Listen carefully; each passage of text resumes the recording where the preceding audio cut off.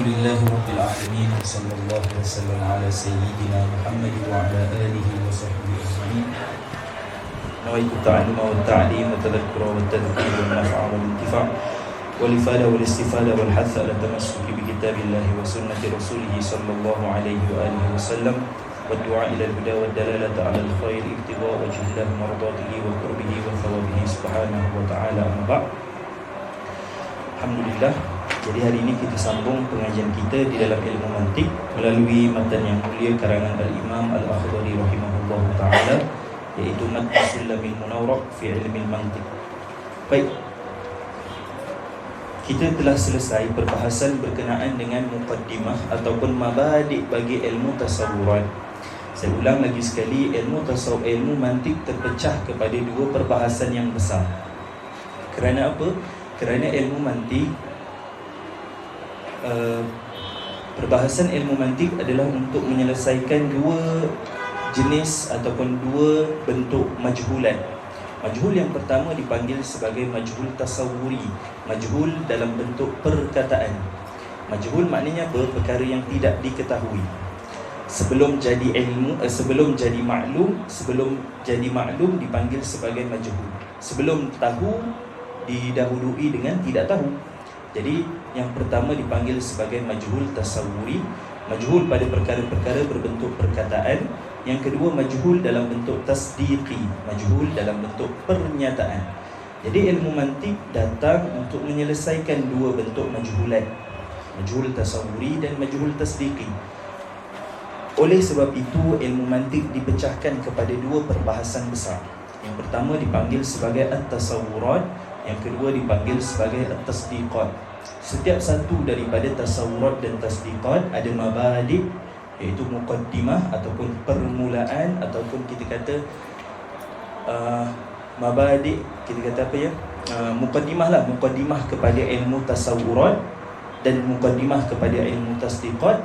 Dan yang kedua dipanggil sebagai maqasid, tujuan akhir dalam perbahasan ilmu tasawurat dan tujuan akhir dalam perbahasan ilmu tasdiqat. Mabadi' bagi ilmu tasawurat kita telah bincangkan yang dipanggil sebagai al-kulliyatul khams. Kita ada jins, fasal, nau', khassah dan aradul am. Jadi ini lima dipanggil sebagai al-kulliyatul khams, yang merupakan mabadi' bagi ilmu tasawurat untuk membawa kepada perbahasan akhir di dalam ilmu tasawurat, iaitu al-mu'arrifat ataupun at-ta'rifat ataupun al-qaulus syarih. Tiga nama satu makna, iaitu apa? Perbahasan pendefinisian, pendefinisian, perbahasan definisi, iaitu kita bagaimana kita nak tahu sesuatu perkara daripada tidak tahu untuk sampai kepada tahu. Jadi itu maqasid terakhir ilmu tasawurat, untuk menyelesaikan majhul dalam bentuk tasawuri.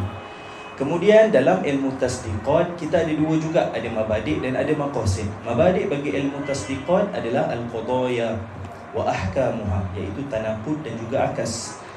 Dan maqasid bagi ilmu tasdiqat adalah al-hujjah ataupun al-qiyas. Baik, hari ini kita masuk dalam kita dikira sebagai, kita kata 2/4 daripada perbahasan kitab, iaitu perbahasan mu'arrifat. Kita dah sampai 2/4, kita dah sampai setengah kitab lah, maknanya dah nak habis 1/4 perbahasan yang sangat penting, iaitu perbahasan ta'rifat ataupun al-mu'arrifat.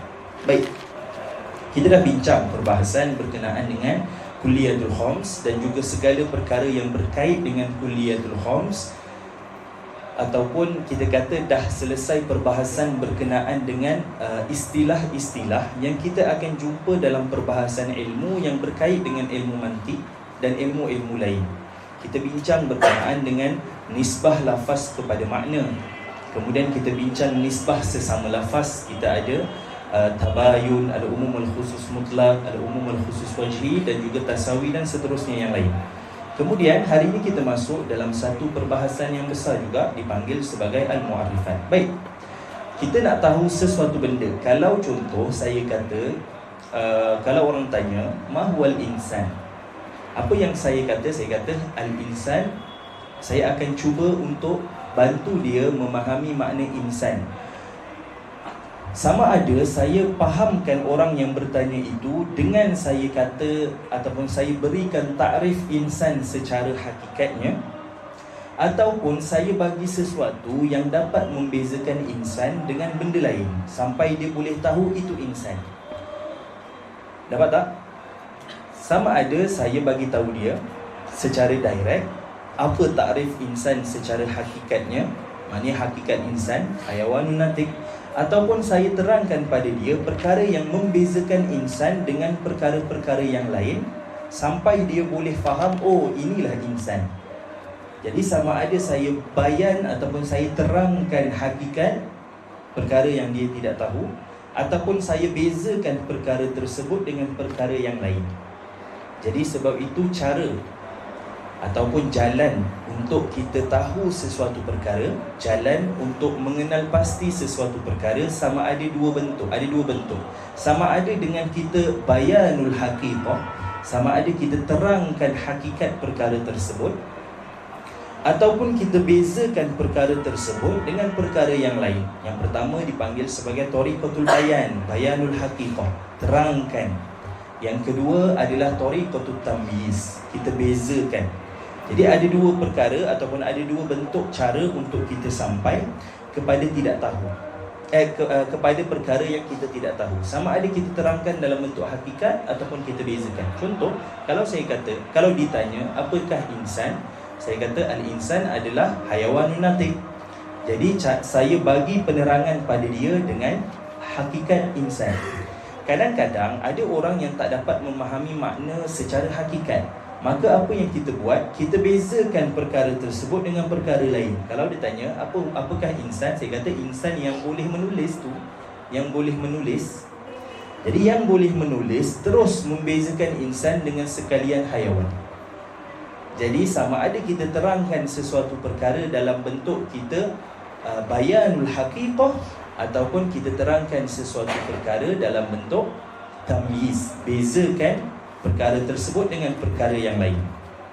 Baik, kenapa pentingnya perbahasan ta'rif ataupun qaulus syarih? Kenapa sangat penting untuk kita kenal pasti ataupun untuk kita memahami maksud yang disampaikan oleh seseorang dengan pemahaman yang betul?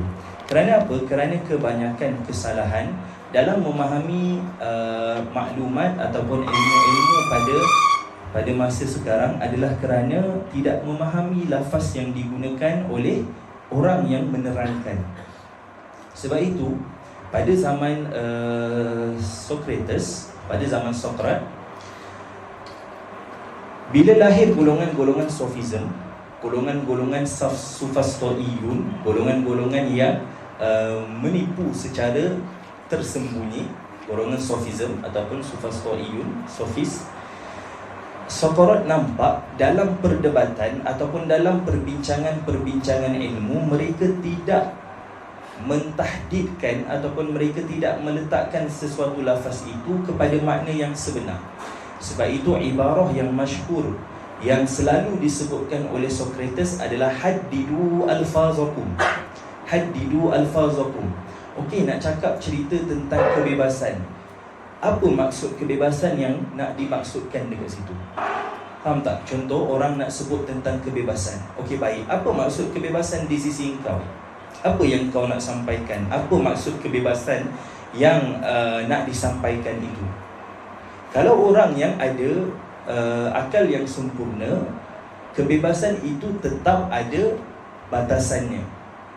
Tetapi orang yang suka bermain dengan lafaz, mereka akan gunakan lafaz dan mereka akan beri makna di sisi mereka.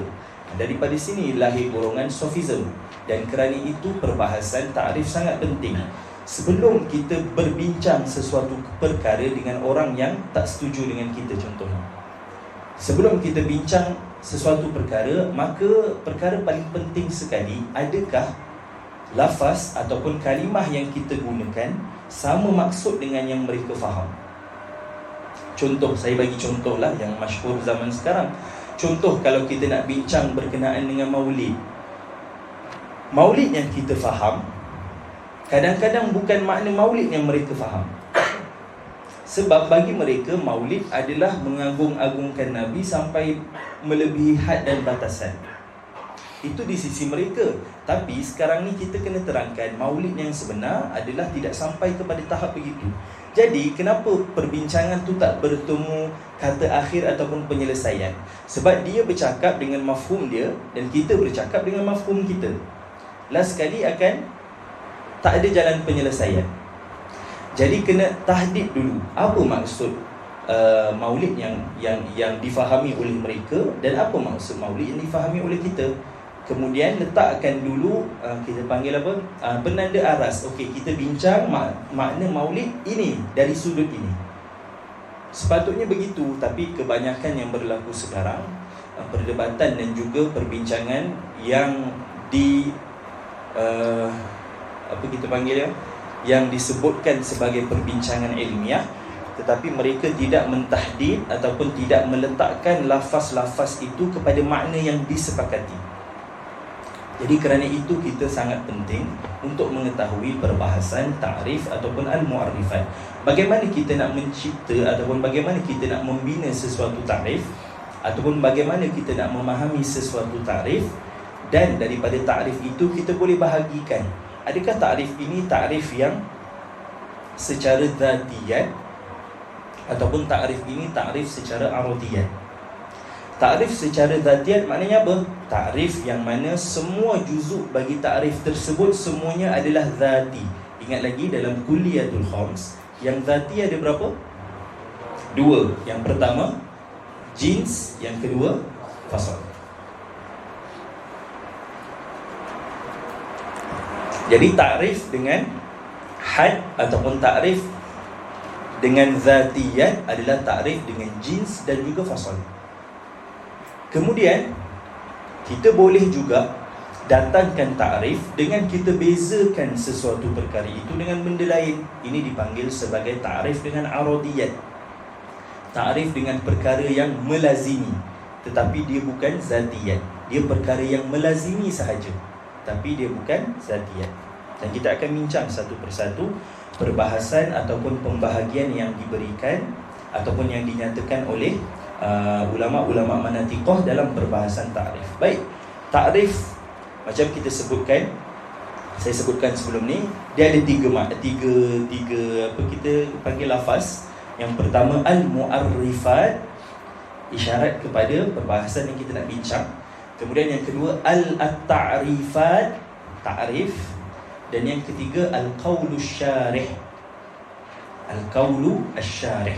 Sebab itu kalau kita tengok dalam sebahagian matan, contohnya matan Isaruji, dia tak guna dia tak guna babun fi ta'rif, tidak. Dia guna babun fi qawli syarih. Maksud yang sama. Jadi nama yang berbagai, maksud dia satu. Kita panggil sebagai apa? Kalau lafaz banyak makna satu? Tak, mutawatir tak?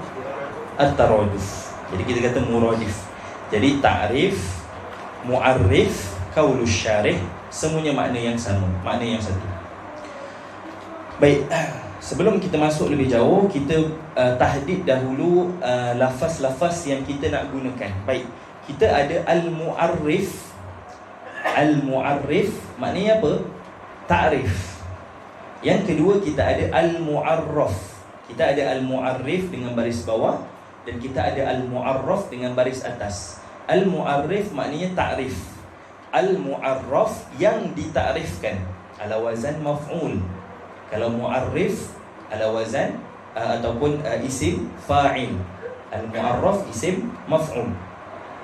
Baik, jadi dua istilah kita tahdid daripada awal sebab nanti kita akan gunakan dua-dua perbahasan tersebut ataupun dua-dua lafaz tersebut. Kita ada mu'arrif maknanya ta'rif dan kita ada mu'arraf maknanya yang ditakrifkan. Baik, seperti mana kita bincang ataupun kita ulang banyak kali, kita kata dalam ilmu mantik kita nak selesaikan dua bentuk majhul. Dalam perbahasan ta'rifat kita nak selesaikan majhul tasawuri. Maka perbahasan ataupun perkara yang kita tidak tahu dalam bentuk perkataan, cara nak faham perkataan tersebut adalah kita tengok takrifnya. Kemudian takrif ada dua bentuk ataupun dua cara untuk memahami sesuatu perkara. Sama ada dipanggil sebagai sama ada kita bayanul haqiqah, tariqatul bayan, terangkan hakikatnya, dengan kita menyebut jami'uz zatiyat, dengan sebut semua zatiyat bagi perkara yang kita nak takrifkan, ataupun dengan tamyiz, dengan membezakan sesuatu itu dengan perkara lain. Jadi apa kita panggil penanda aras kepada takrif? Takrif mesti selesaikan sama ada dua perkara. Sama ada diselesaikan dalam bentuk bayanul haqiqah ataupun dalam bentuk tamyiz, bezakan. Jadi ini dua perkara ataupun dua kita panggil sebagai wazifatut ta'rif. Tugas bagi takrif adalah sama ada menerangkan hakikat sesuatu ataupun membezakan sesuatu itu dengan perkara yang lain. Baik, secara ringkasnya ta'rif ataupun al-mu'arrif ataupun qaulus syarih terbahagi kepada tiga bentuk pembahagian. Yang pertama dipanggil sebagai ta'rif bil had. Ta'rif bil had, iaitu ta'rif bidzatiyat.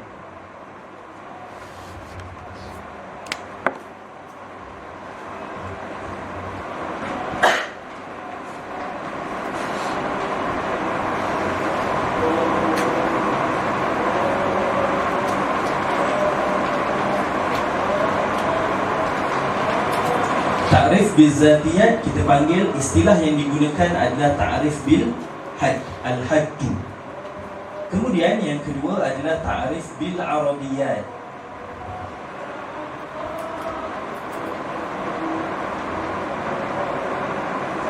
Iaitu kita panggil sebagai ta'rif bil rasam, ar-rasmu. Kemudian yang terakhir sekali, yang ketiga adalah ta'rif dengan menukarkan lafaz yang lebih masyhur. Ta'rif bitabdil al-alfaz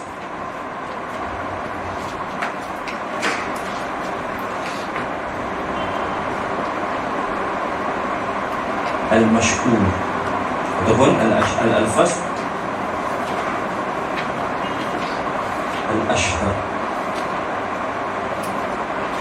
dengan lafaz yang lebih masyhur. Baik, kita ada ta'rif bidzatiyat, ta'rif dengan arabiyat, dan ta'rif bitabdil al-alfaz kita panggil ta'rif bil lafzi ataupun ta'rif lafzi.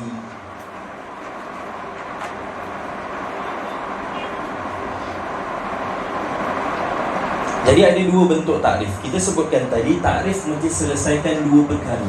Tidaklah selesaikan dua-dua, tapi at least salah satu diselesaikan. Sama ada bayanul haqiqah ataupun tamyiz.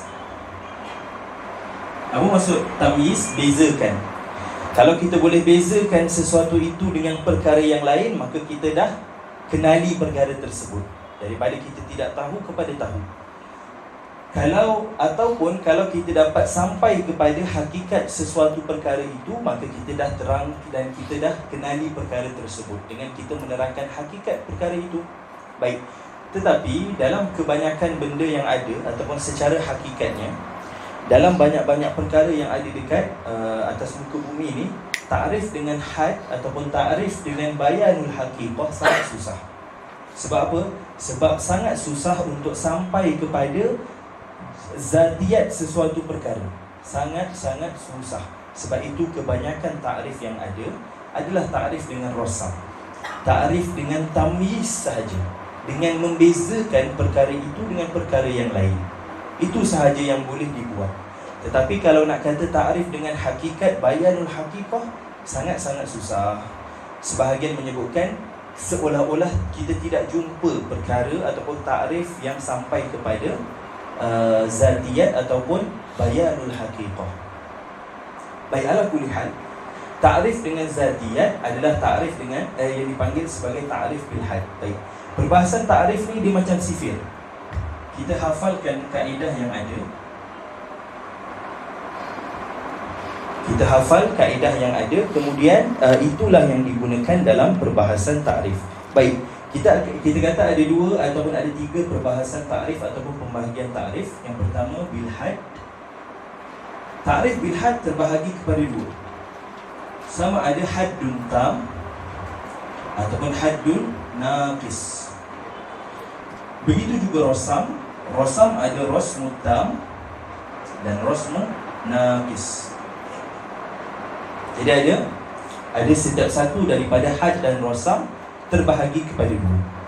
Had tam dan had naqis. Rosmu tam, rosmu naqis. Baik, takrif dengan haddut tam.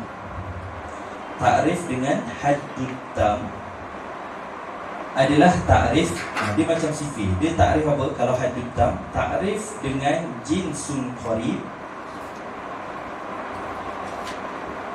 campur faslun qarib. Jinsun qarib dan faslun qarib. Ini sifir dia.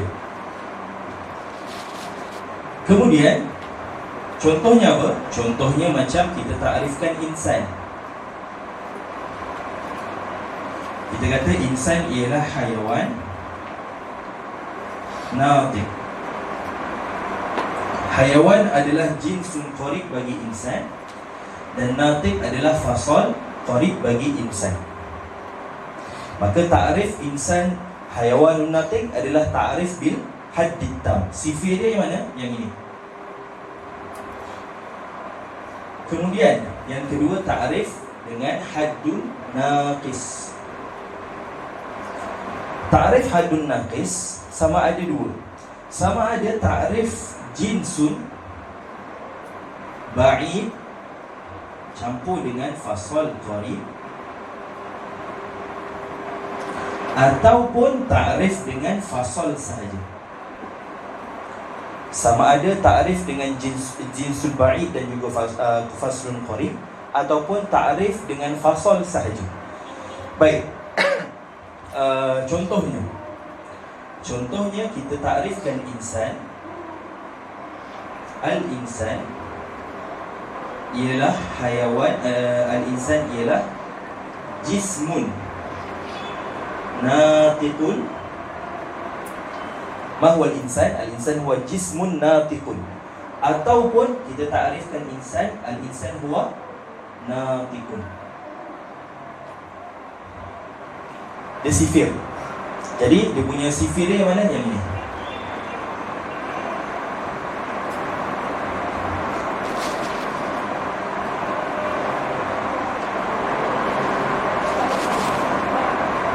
Okay. Ambil dahulu kaedah, lepas ni kita bincang satu persatu. Baik. Takrif dengan rosam. Takrif bil rasmi. Takrif bil rasmi ada dua. Rasmu tam, iaitu takrif dengan jinsun ba'id campur dengan khassah. Contohnya takrif insan huwa hayawanun dhahikun.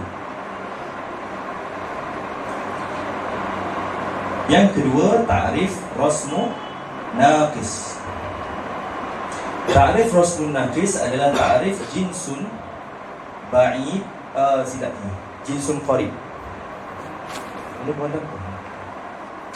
Jinsun qarib dan juga khassah. Adapun rasmun naqis adalah jinsun ba'id dan juga khassah ataupun khassah sahaja. Contohnya takrif al-insan bi annahu takrif insan bi annahu jismun dhahikun. Ataupun kita kata al-insan huwa dhahikun sahaja. Jadi ini sifir untuk rasmun tam, dan ini sifir untuk rasmun naqis. Kita fokus dahulu kepada dua takrif ni, takrif bil had dan juga takrif bil rasmi. Baik, selepas tu baru kita masuk kepada takrif bil bil lafzi. Baik. Kita sebutkan perbahasan ta'rif masuk dalam perbahasan kita panggil mantik kerana nak menyelesaikan majhul tasawuri. Kemudian cara untuk kita kenal sesuatu perkara, sama ada kita terangkan hakikat perkara tersebut ataupun kita bezakan perkara tersebut dengan perkara yang lain. Contoh, kalau kita kata al-insan huwa hayawanun natiqun, maka pada ketika itu kita telah menerangkan hakikat insan. Secara apa? Secara zatiyat. Sebab kita sebutkan semua zatiyat bagi insan. Dia adalah hayawan dan dia adalah natiq.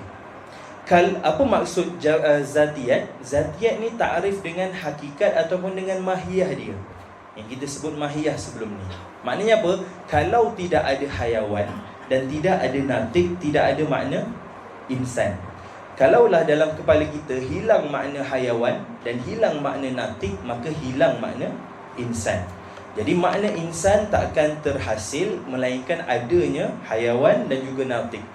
Sebab itu kita kata ta'rif insan sebagai hayawanun natiq adalah ta'rif dengan jami'uz zatiyat, dengan keseluruhan zatiyat bagi insan, hayawan dan juga natiq. Sifir dia apa? Sifir dia kalau untuk haddut tam, jinsun qarib campur dengan faslun qarib, maka ta'rif itu ta'rif bihaddit tam, ta'rif dengan haddut tam. Kemudian yang kedua, ta'rif haddun naqis. Ta'rif haddun naqis dengan jinsun ba'id campur dengan faslun qarib, ataupun kita ta'rifkan dengan fasal sahaja. Contohnya al-insan kita ta'rifkan sebagai jismun natiqun, jisim yang natiq,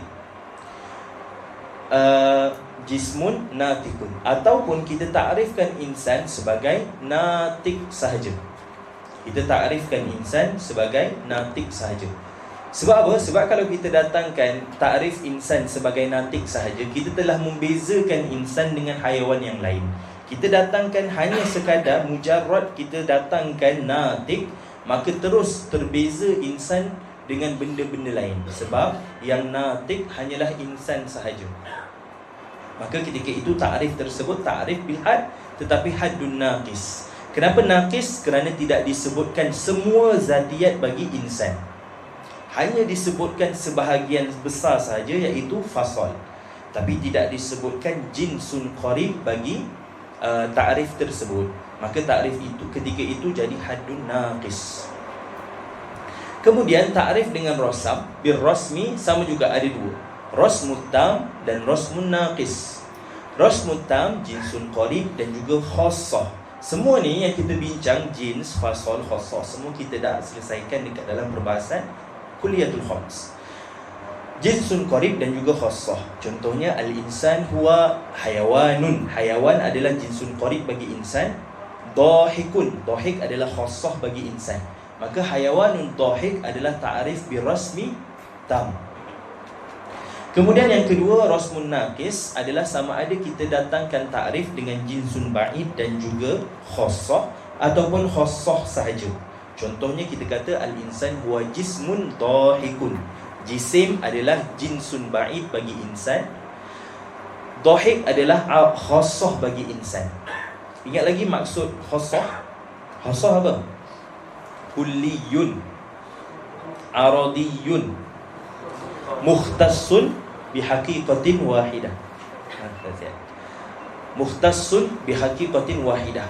Jadi sebab itu bila datangkan khassah dan kita datangkan fasal dalam ta'rif, bila kita ada khassah dan fasal, maka kita telah tamyiz, kita telah bezakan sesuatu itu dengan perkara yang lain. Kenapa? Siapa boleh jawab? Kenapa bila kita datangkan dalam ta'rif khassah dan juga fasal, maka kita telah bezakan sesuatu itu dengan perkara yang lain? Sebab apa? Cuba fikir. Ada kena mengena dengan perbahasan Kuliyatul Khams. Soalan saya faham? Soalan saya, Kenapa? Bila kita datangkan dalam takrif fasal bagi perkara tersebut ataupun khassah bagi perkara tersebut, maka kita telah bezakan perkara itu dengan perkara yang lain. Sebab apa?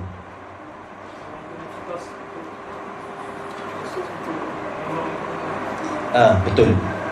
Ustaz Iqmal kata kerana khassah dan juga fasal adalah kulli, satu zati, satu lagi aradi. Tetapi kedua-duanya mukhtas bihaqiqatin wahidah, kerana kedua-duanya khusus untuk satu benda sahaja. Sebab itu bila kita datangkan dalam takrif khassah ataupun fasal, maka kita telah bezakan perkara tersebut dengan benda lain. Dapat tak? Okey, baik. Rasmun nakis, okey, selesai. Okey, ini sifirnya. Sekarang kita bincang satu persatu. Saya datangkan dulu sifir dia bagi ada dalam kepala, kemudian kita bincang satu persatu. Bagaimana seseorang ataupun bagaimana ulama meletakkan takrif ataupun bagaimana ahli bahasa meletakkan takrif kepada setiap perkara yang ada. Bagaimana dia letakkan, oh ini jins qarib dia ini, fasal ba'id dia, fasal qarib dia ini. Bagaimana proses pentakrifan itu berlaku? Baik, dalam usulul fiqh kita ada bincang perbahasan ataupun dalam perbahasan usuli, ulama-ulama usulul fiqh ada yang dipanggil sebagai as-sabru wat taqsim. As-sabru wat taqsim adalah as-sabru maknanya al-jam'u, himpunkan, kemudian taksim, bahagikan. Contoh saya bagi. Baik. Kita tinggalkan sekejap perbahasan ta'rif bil lafzi. Sebab ta'rif bil lafzi senang, dia tak ada pembahagian. Baik. Sekarang ni kita nak terang bagaimana ulama-ulama ataupun bagaimana ahli lughah meletakkan ta'rif bagi setiap kalimah-kalimah ataupun mufradat yang ada dalam bahasa mereka. Menggunakan cara as-sabru wa taqsim. Saya bincang secara ringkas sahaja untuk bagi macam mana boleh berhasil ta'rif, macam mana boleh cari jins bagi benda tu, macam mana boleh cari fasal bagi benda tu. Jadi digunakan tariqatus sabri wat taqsim. As-sabru wat taqsim banyak digunakan oleh Al-Imam Al-Ghazali ketika menulis kitab dia. Imam Al-Ghazali sangat suka menggunakan tariqatu as-sabri wat taqsim. As-sabru maksudnya apa? Al-jam'u, dihimpunkan dahulu. Contoh, saya bagi contoh Arab, al-khamru. Al-khamru, bagaimana ulama letakkan letakkan ta'rif bidzatiyat bagi Arab. Ini contoh saja. Adalah dengan jamakkan. Jamakkan apa? Jamakkan semua sifat yang ada bagi al-khamru. Apa sifat yang ada? Muskir. Apa? Syud. Dia cecair. Lepas tu dia apa? Contohlah dia launuhu ahmar. Contoh apa lagi? Bagi contoh apa? Ghairu ladhif. Lagi? Apa lagi yang ada? Fi zujaj contohnya. Lagi apa? Letak je apa-apa. Ghali. Mahal. Ghali. Lagi apa? Apa? Al-inab. Ataupun kita kata min inab, minal inab. Lagi? Letak je apa-apa. Arak tu apa? Apa lagi? Busuk bahasa Arab apa? Raihatuhu kariha. Kariha ke ha ni ke ha pedas? Ha pedas kan? Ha maftuhah kan? Kariha. Ini? Tak kan? Dengan ha pula kan? Okey, raihatuhu kariha. Lagi apa? Lagi apa? Cukup dulu, okey. Jadi ini cara yang dibuat oleh seseorang lughawi ataupun ulama-ulama dalam bahasa untuk meletakkan takrif. Dia buat apa? As-sabru dulu, jamakkan. Kemudian yang kedua dibuat apa? Taksim. Dibuat taksim. Dalam khamru ditaksimkan mana satu zatiyat, mana satu aradiyat. Apa topik paling mudah nak bezakan zatiyat dengan aradiyat? Zatiyat kalau tak ada dia, tak ada makna arak tu. Aradiyat kalau hilang makna tu masih ada arak. Itu topik dia untuk kenali zatiyat ataupun aradiyat. Baik, kita ambil daripada bawah. Raihatuhu kariha. Bau dia busuk. Kalaulah busuk tu hilang daripada kepala, makna dia tidak ada. Adakah arak tu masih ada? Masih ada. Jadi dia dekat aradiyat.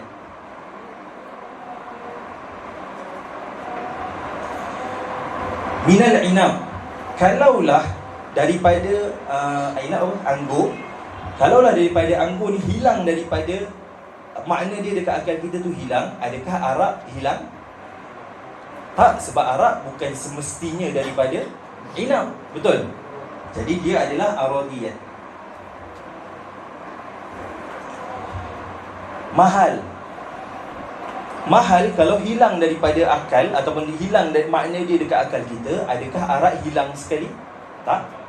Jadi dia adalah aradiyat. Dalam kaca. Mesti ke arak dalam kaca? Maknanya kalau tak dalam kaca tu bukan arak. Tak, jadi dia aradiyat. Ghairul ladhif. Tak sedap. Pernah rasa? Tak pernah. Ghairul laziz. Tidak sedap. Kalau hilang tidak sedap tu, mesti ke hilang arak? Tak. Jadi dia aradiyat. Warna merah. Mesti ke arak warna merah? Tak juga. Jadi dia duduk kat sini.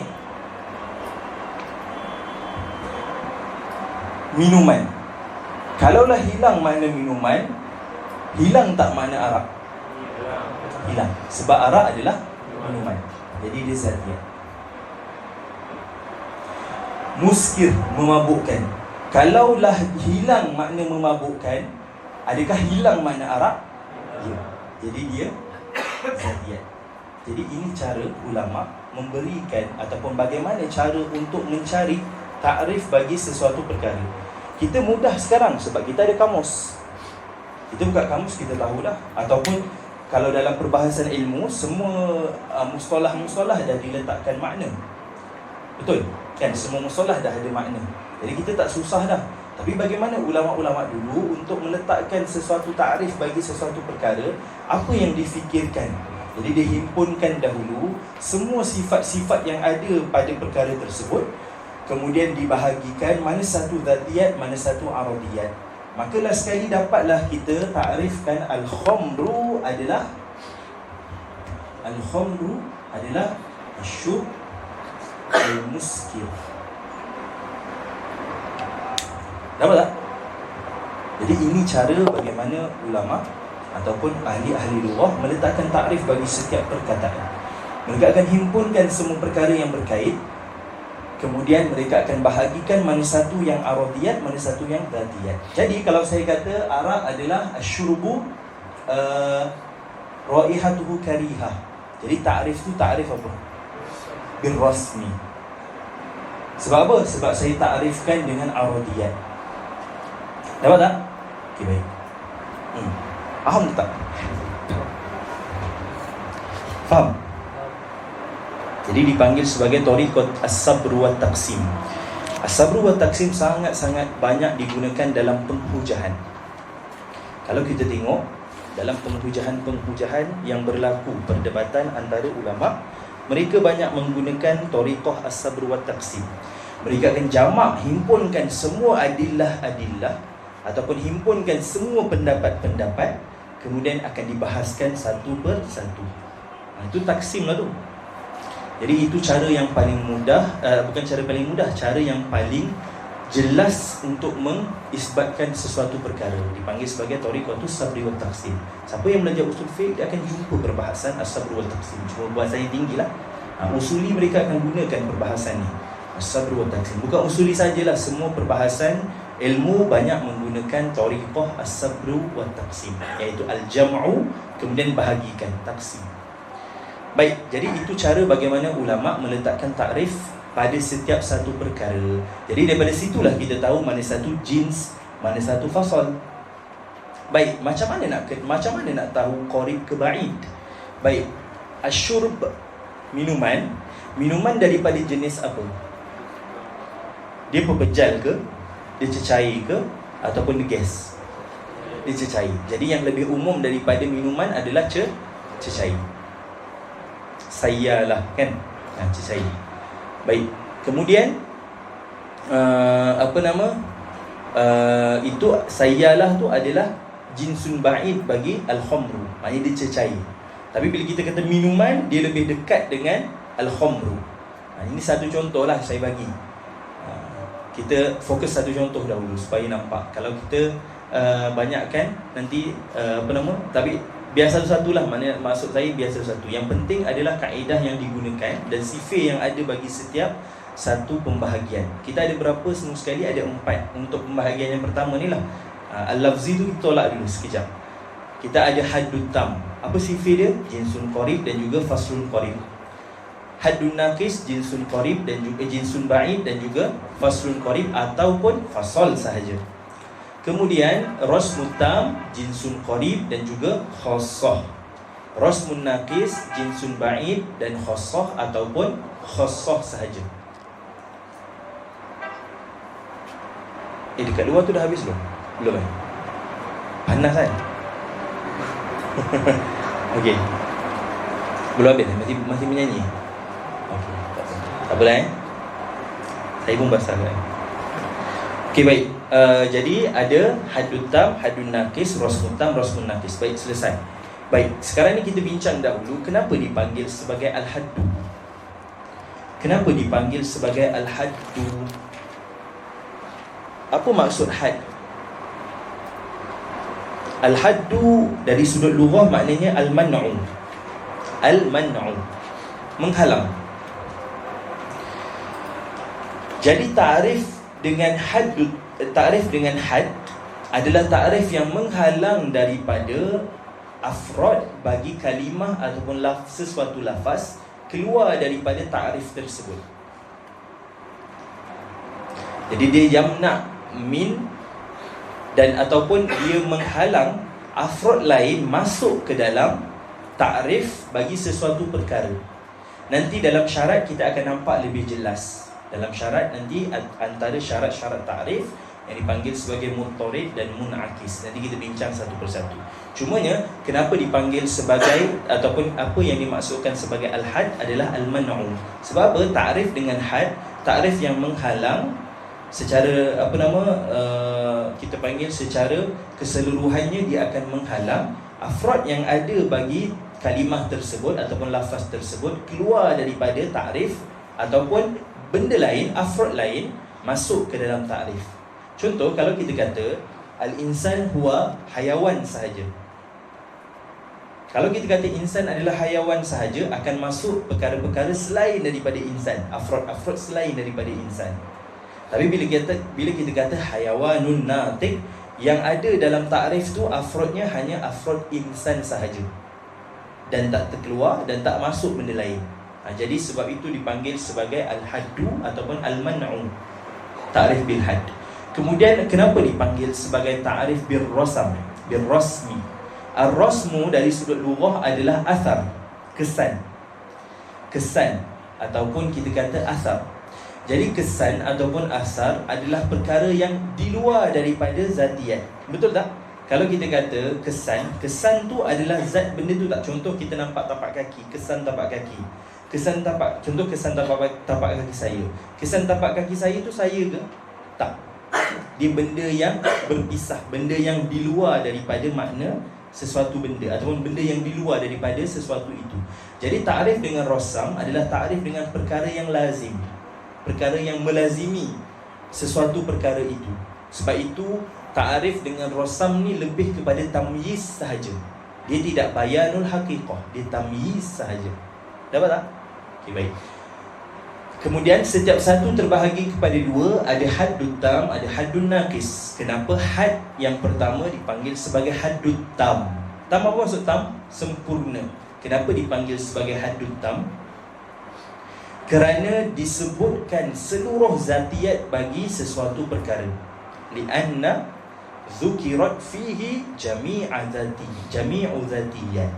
Kerana disebutkan keseluruhan zatiyat-zatiyat yang ada bagi sesuatu lafaz. Kemudian yang kedua, kita ada haddun naqis. Kenapa dia had tetapi dia naqis? Kita kata dia had sebab dia menyerupai haddun tam. Dari sudut apa? Dari sudut disebutkan fasal.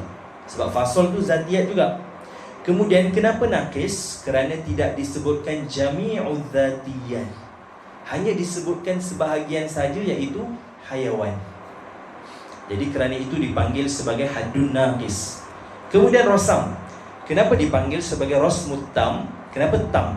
Kerana dia menyerupai had. Dia menyerupai had dari sudut apa? Dari sudut jinsnya sahaja. Sebab dalam rosmut tam kita sebutkan ta'rif dengan jinsun qarib. Sama macam ta'rif haddut tam kita sebutkan dengan jinsun qarib. Jadi sebab itu dipanggil tam, kerana menyerupai haddut tam. Dari sudut apa? Dari sudut jinsun qaribnya sahaja. Kemudian kenapa dipanggil sebagai rosmun naqis? Kerana tidak menyerupai ataupun kurang sedikit daripada rosmut tam. Baik, saya ulang balik. Rosmut tam kenapa dipanggil sebagai rosam? Kerana tidak disebutkan zatiyat bagi sesuatu perkara. Kemudian kenapa dipanggil tam? Kerana menyerupai haddut tam. Dari sudut apa? Disebutkan jinsun qarib. Kenapa dipanggil sebagai rosmun naqis? Kerana dia tak sama macam rosmut tam. Kerana hanya disebutkan khossah sahaja dan juga jinsun ba'id. Tidak disebutkan seperti dalam rosmut tam, jinsun qarib dan juga khossah.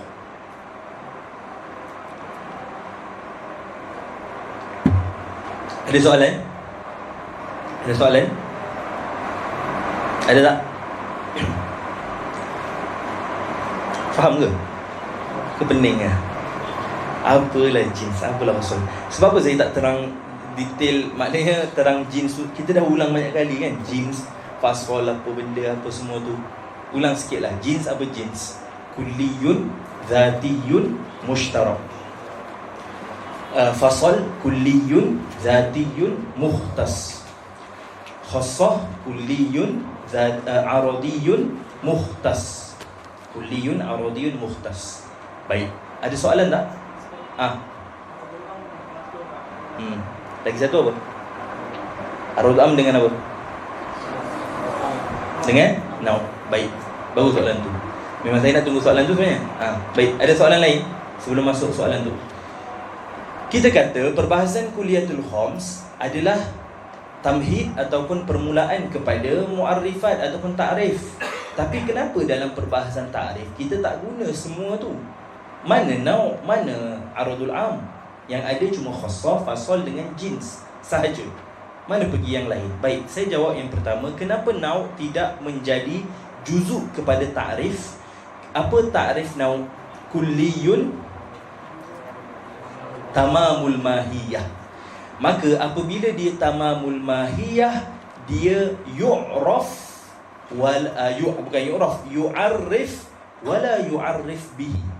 Dia ditarifkan tetapi kita tidak menjadikan dia sebagai ta'rif. Kita mentarifkan dia tetapi kita tidak jadikan dia sebagai juzuk di dalam ta'rif. Sebab apa? Sebab dia tamamul mahiyah. Maka nau' yu'arrif ditarifkan wala yu'arrif bihi, tetapi dia tidak dijadikan sebagai ta'rif. Sebab apa? Sebab dia tamamul mahiyah. Dia dah sempurna. Maka dia tak boleh jadi juzuk. Sebab apa? Sebab nau' dia bukan dakhilul mahiyah dan dia bukan kharijul mahiyah. Maka dia adalah tamamul mahiyah. Maka dia ditarifkan tetapi dia tidak menjadi juzuk di dalam ta'rif.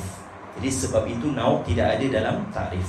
Perbahasan kedua, aradul am. Mana aradul am? Kenapa aradul am tak boleh jadi ta'rif ke? Kita kata aradul am tidak boleh menjadi ta'rif kalau kita letak dia satu sahaja. Kalau kita kata mahwal insan, al-insan huwal mutanaffis. tak diterima takrif tersebut. Kerana apa? Kerana aradul am tidak menyelesaikan wazifatut ta'rif, iaitu apa? Bayanul haqiqah dan juga tamyiz. Kalau kita kata insan adalah mutanafis, yang bernafas, adakah dia menerangkan hakikat insan? Tak.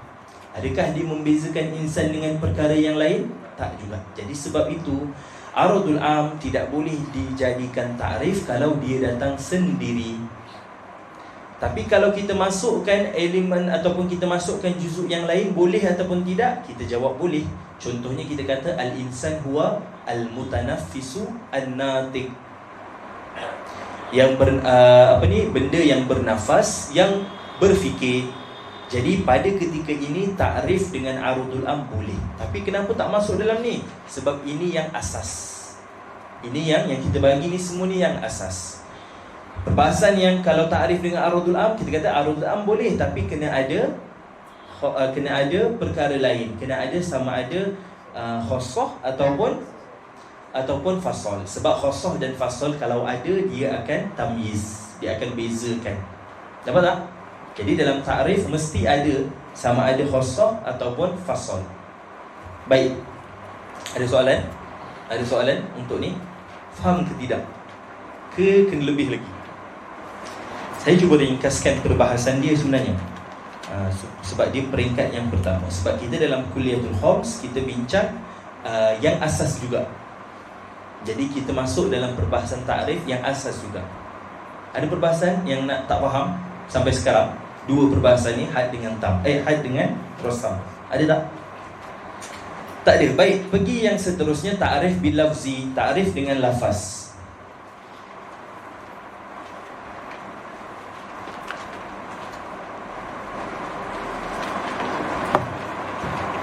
Takrif yang kedua, takrif dengan lafaz. Takrif dengan lafaz bagaimana? Takrif dengan lafaz adalah kita menukarkan kalimah tersebut dengan kalimah yang lebih masyhur. Tabdilul lafzin bi radifin ashhara. Kita tukarkan kalimah dengan kalimah yang seerti, tetapi kalimah tersebut lebih masyhur daripada yang ditakrifkan. Contoh, kalau orang tanya ma huwa ghadhanfar, ma huwa ghadhanfar, kita kata al-ghadhanfaru wal asad. Jadi ghadhanfar ni benda yang orang tak biasa dengar. Tapi kalau kita kata asad, orang biasa dengar. Jadi bila kita kata ghadhanfar tu apa? Ghadhanfar tu asad. Oh, asad. Dia faham. Sebab apa? Sebab kalimah ataupun lafaz ghadhanfar, lafaz yang tidak masyhur. Jadi kita datangkan ta'rif dengan apa? Ta'rif dengan kita tukarkan lafaz tersebut dengan lafaz yang lebih masyhur. Dapat tak? Banyak sebenarnya kita dekat dekat mana-mana tempat semua ada takrif dengan lafaz. Takrif yang biasa digunakan adalah takrif dengan lafaz. Sebab apa? Sebab kadang-kadang lafaz sesuatu tempat tidak sama dengan tempat lain. Dapat tak? Contoh, kalau pergi ke Johor, saya bagi contoh Johor dululah. Johor, kalau kita kata ambilkan kunci atas gerobok, orang tanya gerobok tu apa? Gerobok apa Ustaz? Ada? Aceh ada? Tak ada kalimah gerobok. Kalau saya kata gerobok tu almari, tahu almari? Jadi takrif yang saya buat tadi tu takrif bil lafzi. Contoh apa lagi? Apa?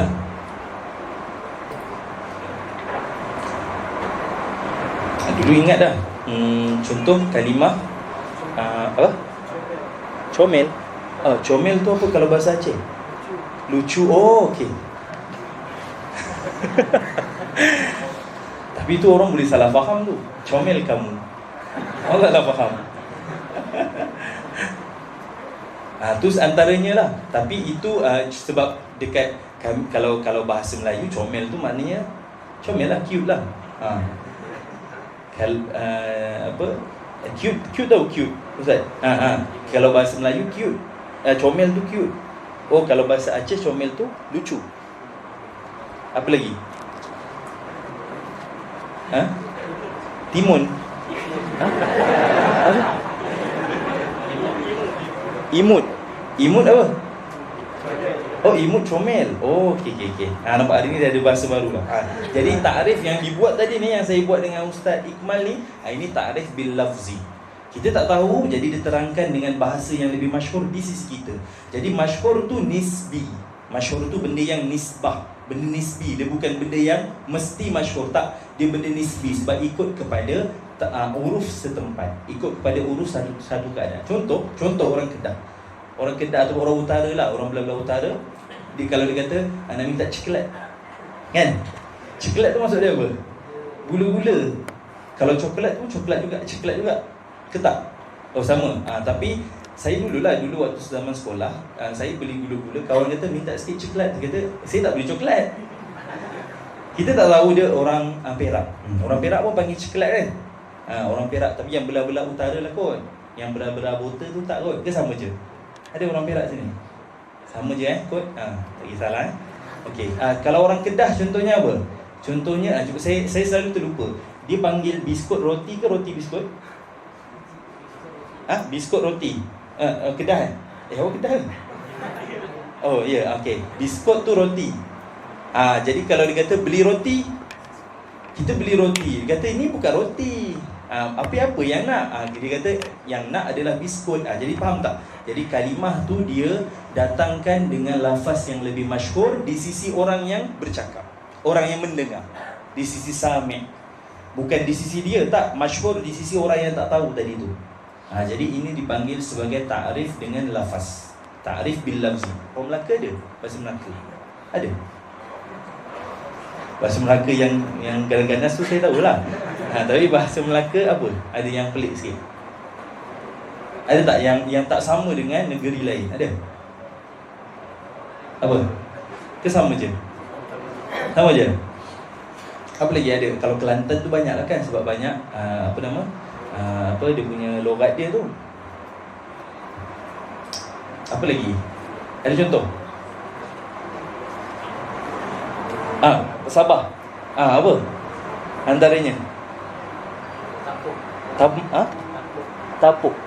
Yang penting benda tau, benda lagi senang. Benda. Tapuk Tapuk tu benda. Nak benda. Benda ke makanan ke? Makanan tak payahlah. Benda ataupun alat-alat apa yang pelik. Power bank. Apa? Kompek tu apa? Oh, kompek tu bahasa tu Sabah ke? Tu bahasa Sabah. Kalau orang tanya, ambilkan kompek, kita kata kompek tu apa? Plastik. Jadi takrif yang berlaku tu takrif dengan lafaz yang lebih masyhur bagi orang yang dengar. Lagi apa? Antaranya. Ada? Apa lagi? Nasi sama juga nasi. Nasi sama. Okey. Bahasa Pahang ke? Bahasa Pahang ada? Bahasa Pahang ada yang pelik-pelik sikit. Apa?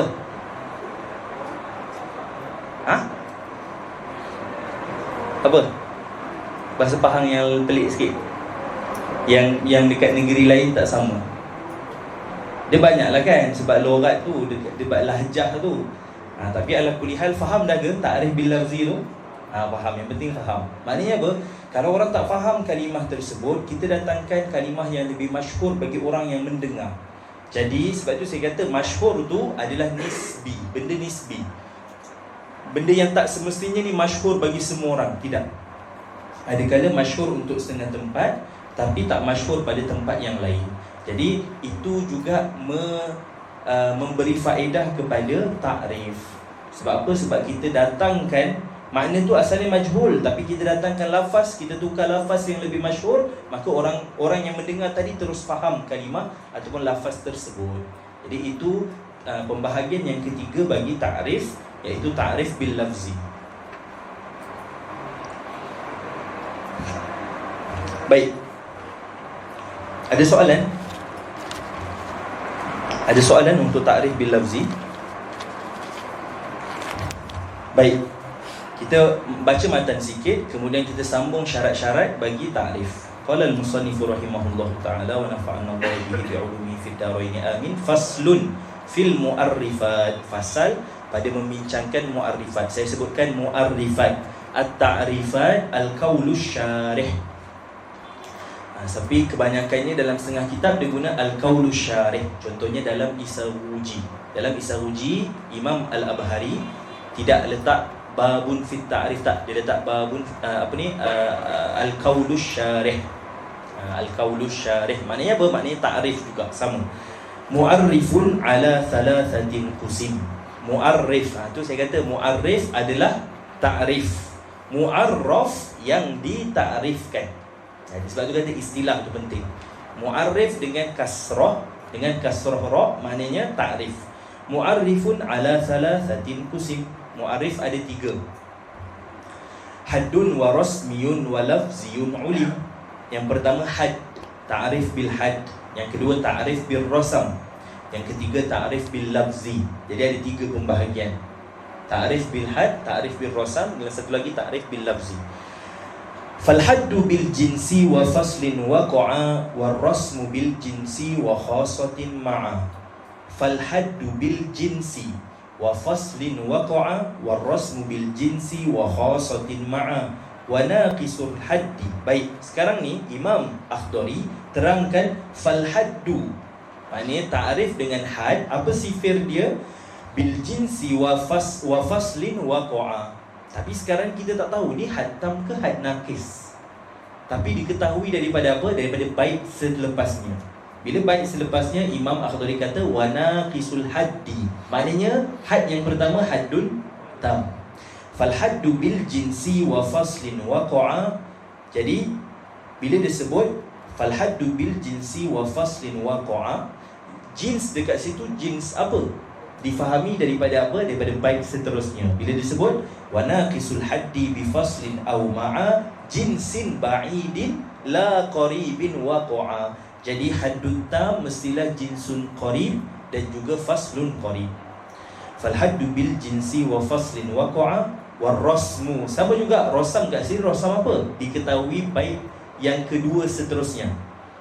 Wa naqisul rasmi maknanya rasam yang pertama rasmut tam. Bil jinsi wa khasatin ma'a. Sama juga jinsun apa? Jinsun qarib.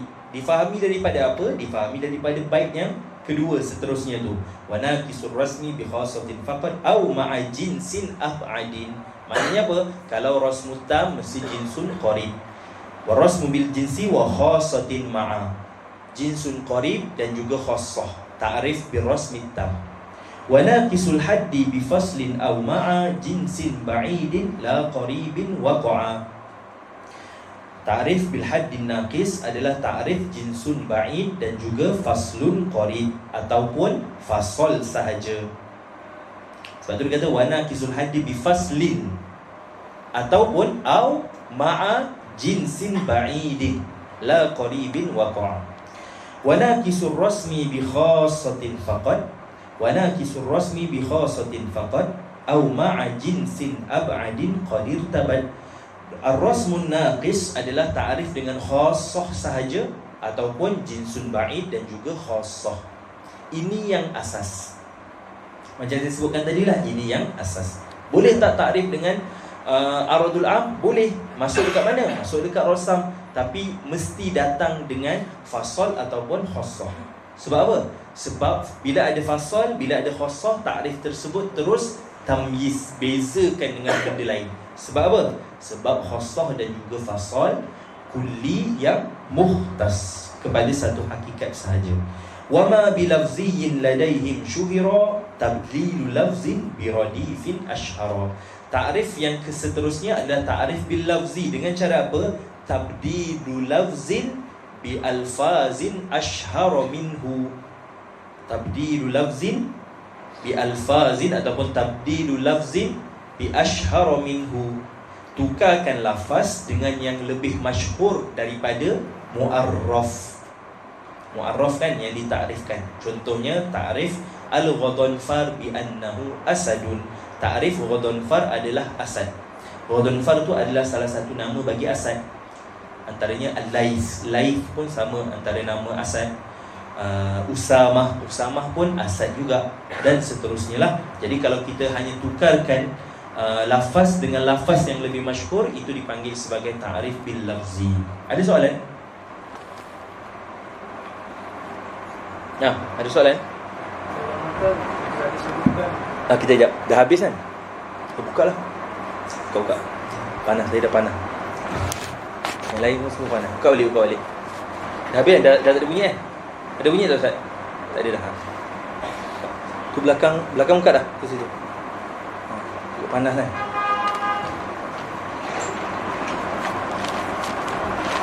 Macam mana dulu kalau tak ada kipas kan? Macam mana dulu orang belajar? Dulu baju tebal-tebal kan? Pakai jubah tu kan? Dan jubah-jubah Mesir yang besar-besar tu kan? Macam mana dia orang belajar kan? Kita sikit je ni. Okey, baik. Apa soalan?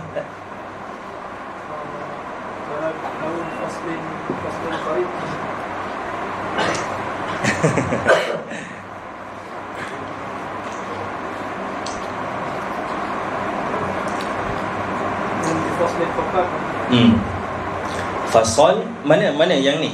Kalau fasol sahaja tu, fasol qorib lah. Kita terangkan fasol qorib. Ustaz tanya apa maksud fasol qorib kau? Tidak disebutkan qoribnya. Tapi difahami sebab bila dalam matan tak semua disebutkan. Dalam matan ada hazaf. Sebab itu keistimewaan matan dalam bentuk nazam senang nak dihafal. Apa keistimewaan matan dalam bentuk nasar? Ta'rif ataupun perkara yang kita hafal tu kita hafal penuh. Contoh kan macam dalam contoh kalau dalam Isaruji dia akan kata ta'rif dengan haddut tam adalah jinsun qarib wa faslun qarib. Kalau dalam Isaruji. Sebab apa? Sebab Isaruji dalam nasar. Jadi bila dalam nasar dia sebut semua. Tapi kalau dalam matan dia akan hazaf-hazaf. Jadi dekat situ yang difahami fasal dekat situ adalah faslun qarib. Ke bukan soalan Ustaz? Soalan Ustaz apa? Saya ingat soalan Ustaz lagi satu. Tapi saya tak sebut lah. Tak ada yang tanya, saya tak sebut. Okay. Baik, jadi ini adalah perbahasan takrif secara ringkas dan asas. Itu asasnya. Ini adalah sifir yang asas. Ada tak perbahasan tambahan? Ada. Tapi itu dalam kitab-kitab ataupun kitab-kitab yang mutawalat. Tapi kita faham berperingkat lah. Faham yang ni dulu. Nanti bila kita baca kitab yang lebih tinggi, kita akan faham lebih luas lagi. Tambahan-tambahan kepada takrif-takrif yang digunakan dalam perbahasan ilmu. Sebab apa? Sebab takrif ni sahaja ke? Tidak. Ada takrif lain ke? Ada. Contohnya apa? Takrif dengan contoh. Contoh kalau kita kata contohnya apa? Kita kata insan tu apa? Alah, insan tu yang macam Zaid. Contohnya tu yang macam Zaid. Kita bagi contoh. Jadi contoh takrif dengan contoh. Contoh kalau orang tanya fa'il tu apa? Kita kata fa'il tu yang macam dekat ni, dekat ayat ja'a Zaidun tu. Faham tak? Jadi itu kita bagi takrif tapi dengan contoh. Masuk dekat mana? Masuk dekat takrif bil rasam. Sebab takrif bil rasam takrif dengan aradiyat, benda yang di luar, perkara yang lazim bagi sesuatu. Perkara aradiyat, perkara yang lazim bagi sesuatu perkara. Dia bukan zatiyat. Termasuk contoh lain apa? Takrif dengan apa? Takrif dengan taksim. Takrif dengan pembahagian. Contohnya apa? Kalau orang tanya ma huwal kalimah, kita kata al kalimatu huwal ismun wa fi'lun wa harfun. Jadi itu takrif tak? Takrif dengan apa? Dengan taksim. Boleh tak yufidul ilmi? Yufid. Memberi faedah ke tidak? Memberi faedah. Jadi itu semua masuk dalam takrif bir rasam. Kalau kita bincang secara dalam, saya bagi isyarat je lah. Nanti kalau siapa yang ada baca buku-buku tambahan, dia akan jumpa perbahasan tersebut. Yang asas mana? Yang asas yang kita sebutkan ni. Haddut tam, jinsun qarib, fasol qarib. Haddun nakis, jinsun ba'id, fasol ataupun fasol sahaja. Rasmun tam, jinsun qarib dan juga khassah. Rasmun nakis, jinsun ba'id dan juga khassah ataupun khassah sahaja. Bas. Itu yang ringkas, asas. Ada tambahan? Ada. Siapa kat mana nak cari kat kitab-kitab yang lebih tinggi lah, perbahasan yang lebih tinggi. Baik, ada soalan tak? Ada soalan? Okey, kita masuk seterusnya syarat-syarat takrif. Syarat-syarat bagi takrif.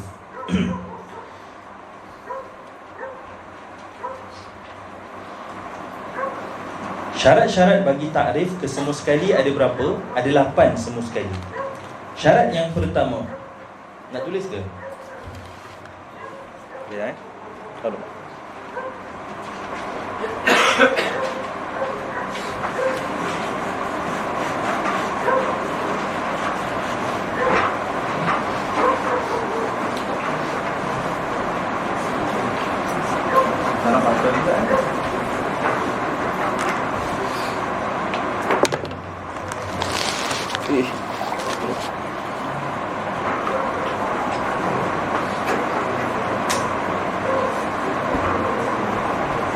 Tak mampu nak padam. Saya padam sebelah je. Okey. Masuk kepada syurut ta'rif, syarat ta'rif. Syurut at-ta'rif. Syarat yang pertama adalah ayyakuna muttaridan. Mestilah ta'rif itu muttarid. Apa maksud muttarid? Mani'an. Mestilah dia mani'. Apa yang dimaksudkan dengan mani'? Mani' yang dimaksudkan dekat sini adalah Allah ataupun ayyamna'a. Ayyamna'a ghairu ataupun ayyamna'a dukhul afrad ghairi afrad al-mu'arraf, menghalang masuknya afrad yang selain daripada afrad mu'arraf fi ta'rif, di dalam ta'rif. Itu yang dimaksudkan dengan ayyakuna muttaridan. Contoh, kalau kita kata al-insan, kalau kita sebut al-insan huwa jismun sahaja. Al-insan huwa jismun. Jadi ta'rif ini, kalau kita kata insan adalah jisim, dalam jisim ada apa? Ada hayawan. Dalam hayawan ada nauk-nauk yang banyak. Kemudian jisim juga adalah jisim nabat, tumbuh-tumbuhan. Jadi dalam ta'rif ni ada afrod-afrod yang selain daripada afrod insan masuk ke dalam ta'rif.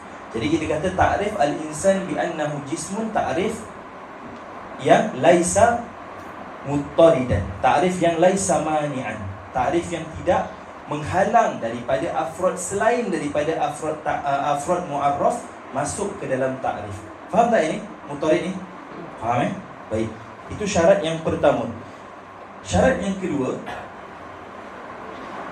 dah ke? Saya padam-padam kat sini je lah. Senang sikit. Sebab dia tak boleh padam lambat. Kalau padam lambat dia susah padam. Ini ada cepat sikit. Okay. Syarat yang kedua, ayyakuna mun'akisan. Syarat yang kedua, ayyakuna mun'akisan. Ta'rif disyaratkan mestilah dia mun'akis. Ayyakuna mun'akisan. Apa maksud mun'akis? Mun'akis ialah ayyakuna jami'an. Biasa dengar ta'rif mesti jami' manik. Biasa kan? Jami' manik tu apa? Ni syarat yang pertama dengan yang kedua. Syarat yang kedua ayyakuna mun'akisan, iaitu jami'an. Maknanya apa? Ayyajma' kulla afradil mu'arrif fit ta'rif, menghimpunkan semua afrad bagi mu'arrif di dalam ta'rif. Jadi contohnya kalau kita kata al-insan huwa katibun, insan adalah yang menulis. Ta'rif dekat sini, adakah yang menulis? Kalau kita kata adakah yang menulis ni sahaja adalah insan? Tak. Yang tidak menulis pun insan juga, betul? Adakah mesti insan dia mesti menulis? Tak. Jadi katib ni afrod yang sebahagian sahaja daripada afrod insan. Maka kita kata ta'rif insan bi annahu katibun, ta'rif yang laisa jami'an ataupun laisa mun'akisan, sebab dia tidak himpunkan semua afrod bagi mu'arraf di dalam ta'rif. Faham tak ini? Dua ni, ayyakuna muttaridan iaitu mani'an, yang kedua ayyakuna mun'akisan iaitu jami'an. Jadi ta'rif mesti jami' mani'. Jami' maksudnya apa? Menghimpunkan semua afrod bagi mu'arraf di dalam ta'rif. Mani' maksudnya apa? Menghalang afrod lain masuk di dalam ta'rif. Dapat? Dapat tak? Dapat? Baik, seterusnya syarat yang seterusnya, syarat yang ketiga, ta'rif mestilah lebih jelas daripada mu'arraf. Mu'arraf benda yang kita tak tahu. Betul tak? Mu'arraf ni benda yang kita nak takrifkan, maknanya kita tak tahu. Bila kita nak takrifkan, takrif tersebut mesti lebih jelas daripada mu'arraf. Jadi syarat yang ketiga untuk takrif, semua ni nanti ada dalam matan. Cuma kita pecahkan satu persatu. Yang ketiga adalah ayyakuna azhara, ayyakuna ta'rif lah, azhar minal mu'arraf. Ta'rif mestilah lebih jelas daripada mu'arraf. Ta'rif mestilah lebih jelas daripada mu'arraf. Azhar dekat situ maknanya lebih jelas. Azhar dekat sini maknanya lebih jelas. Dari sudut apa?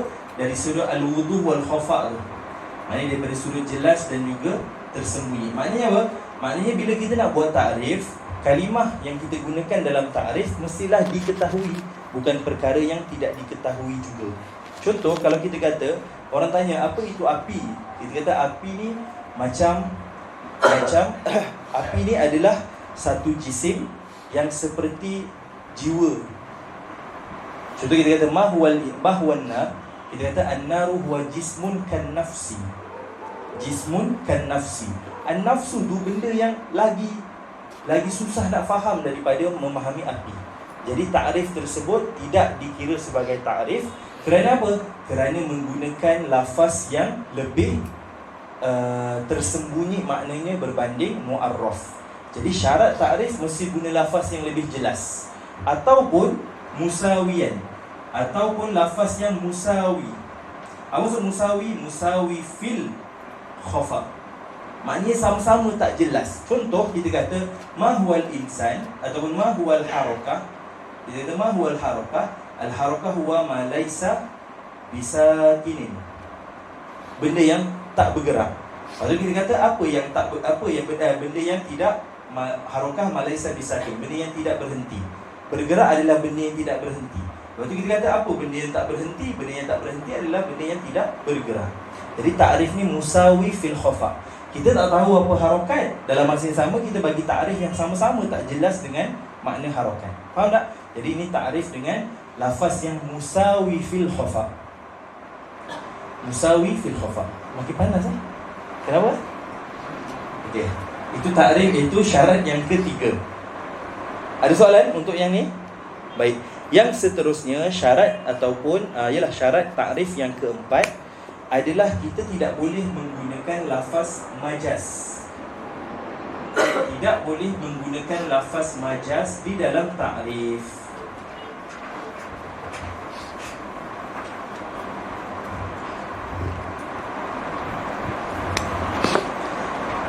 Syarat yang keempat, alla yakun tadi ayyakun kan. Jadi alla yakun bi alfazil majaziyah. Tidak boleh menggunakan lafaz majaz. Mutlak ke? Tidak. Illa bi qarinatin, melainkan ada qarinah. Contoh, kalau kita kata mahwal insan, kita kata al-insan huwa, contoh kita kata al-insan huwa bahrun. Ataupun contoh orang tanya mahwal alim, mudahnya mahwal alim, dia kata al-alim huwa bahrun. Jadi bahrun ni adalah lafaz majaz. Untuk apa? Untuk alim. Bila kita guna lafaz majaz semata-mata tanpa ada qarinah, dia tidak diguna ataupun tidak diterima sebagai takrif. Tapi kalau kita bagi qarinah, contohnya al-alimu huwa bahrun yusalli, laut yang tengah sembahyang. Maknanya otomatik kita tahu bahrun dekat situ lafaz majaz, bukan hakikah. Lafaz yang majazi, bukan hakiki. Dapat tak? Jadi penggunaan lafaz majaz boleh tak dalam takrif? Boleh, dengan syarat ada qarinah. Dapat tak? Okey, itu syarat yang keempat. Syarat yang kelima, yang seterusnya. Okey, faham tak ni? Faham tak? Okey, faham Baik, seterusnya syarat yang kelima.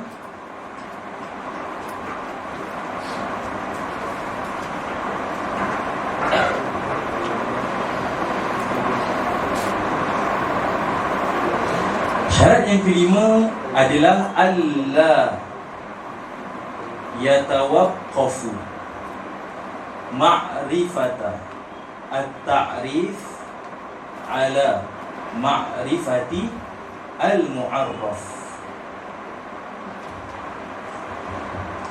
ataupun dalam kurungan yang ringkas, alla yakun fit ta'rif dauran, tak boleh berlaku daur. Contohnya kita kata ma huwal ilmu, al-ilmu huwa ma'rifatul ma'lum. Apa daur yang berlaku dekat sini? Al-ilmu ni mu'arraf, al-mu'arraf yang kita nak takrifkan. Ma'rifatul ma'lum adalah mu'arrif. Baik, al-ma'lum, okey, ma'rifah ada makna dia. Al-ma'lum mushtaq daripada kalimah apa? Kalimah ilmun. Ma huwa al-ilmun? Ma'rifatul ma'lum. Ma huwa al-ma'lum? Al-ma'lum mushtaq min al-ilm. Ma huwa al-ilm? Al-ilmu ma'rifatul ma'lum. Nampak tak berlaku daur? Kita nak faham takrif, kena faham apa itu mu'arraf. Jadi berlaku daur. Yatawaqqafu ma'rifatit ta'rif, yatawaqqafu ma'rifatit ta'rif ala ma'rifati al-mu'arraf. Nak faham takrif kena faham mu'arraf, sedangkan kita datangkan takrif untuk fahamkan mu'arraf. Tapi dalam takrif tu ada benda yang menyebabkan berlaku daur, berlaku pusingan. Nak faham ni, kena faham ni dulu. Tapi kita nak faham ni, kita datangkan takrif ni, berlaku daur. Iaitu apa? Yatawaqqafu ma'rifatil ta'rif ala ma'rifatil mu'arraf. Dipanggil sebagai daur. Pusing. Daur ni mudah macam itulah. Macam kita kata A adalah ayah kepada B, B adalah ayah kepada A. Mana satu anak, mana satu bapa? Tak ada. Jadi itu daur, mustahil. Begitu juga dalam takrif tak boleh berlaku daur. Dapat tak? Okey, baik. Seterusnya, syarat yang ke-6. Ada soalan tak untuk ni? Syarat yang ke-6. Dapat salin tak? Dapat kan? Dapat kan? Kalau yang tak dapat tu salin dengan kawan. Ataupun nanti bila kita baca matan, kita akan ulang balik. Sebab ni semua apa yang ada dalam matan. Syarat yang ke-6, syarat seterusnya, syarat yang ke-6 bagi takrif adalah mestilah takrif alla yakun bi alfazin mushtarakah. Tak boleh guna lafaz mushtarak. Macam kita bincang sebelum ni lah. Dalam takrif tak boleh guna lafaz mushtarak mutlak ke? Tidak. Illa bi qarinatin, melainkan ada qarinah. Ingat lagi kan, lafaz mushtarak tidak boleh guna melainkan ada qarinah, melainkan ada qarinah. Jadi dalam takrif begitu juga. Kalau kita kata ma huwa syamsu, kita kata asyamsu huwa ainun saja. Ma huwa syamsu, asyamsu huwa ainun. Ma huwa syamsu, asyamsu huwa ain. Ain adalah lafaz mushtarak lafzi. Maka takrif syamsu sebagai ain tak boleh guna. Tapi kalau kita kata asyamsu huwa ainun mudiatun, ain yang bercahaya dan bersinar, maka pada ketika ini boleh digunakan sebagai takrif bagi asyamsu. Sebab apa? Ada guna lafaz mushtarak, tetapi ada qarinah yang menghalang makna-makna lain selain daripada makna asyamsu masuk ke dalam takrif matahari. Dapat tak? Okay, jadi ini yang ke berapa? 6. Yang ke-6. Yang ke-7, alla yadkhulal ahkam fit ta'rif. Syarat yang ke-7, alla yadkhulal ahkam fit ta'rif. Alla yadkhula al-ahkam fi at-ta'rif. Tak boleh masukkan hukum di dalam takrif.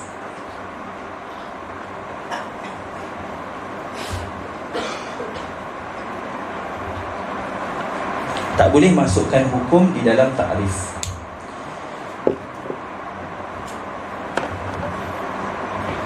Sekejap, saya duduk je. Tak boleh masukkan hukum di dalam takrif.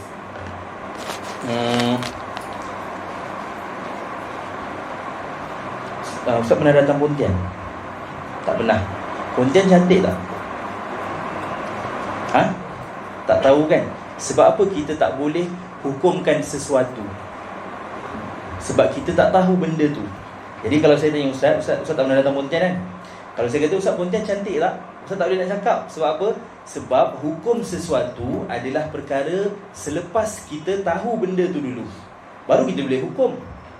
Dalam bahasa Arab ataupun dalam kaedah ilmu, dalam perbahasan ilmu, seringkali digunakan satu kaedah dipanggil apa? Al-hukmu ala syai' far'un an tasawwurihi.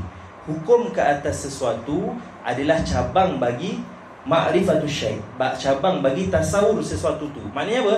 Selagi mana kita tak ada tasawur benda tersebut, kita tak boleh hukumkan perkara tu. Ustaz pernah datang Johor? Johor cantik tak? Tak tahu, tak boleh. Sebab apa? Tak boleh nak hukumkan walaupun cantik. Okey. Dekat rumah Johor kan? Okey, baik. Jadi alla yadkhulul ahkam fi ta'rif. Maksudnya tak boleh masukkan hukum di dalam ta'rif. Contoh, kalau kita kata ma huwal fa'il, kita kata al-fa'il huwa ismun marfu'un. Marfu' ni adalah hukum bagi fa'il. Selagi mana kita tak dapat gambaran fa'il, selagi itu kita tak boleh hukum ke atas perkara tersebut. Sebab apa?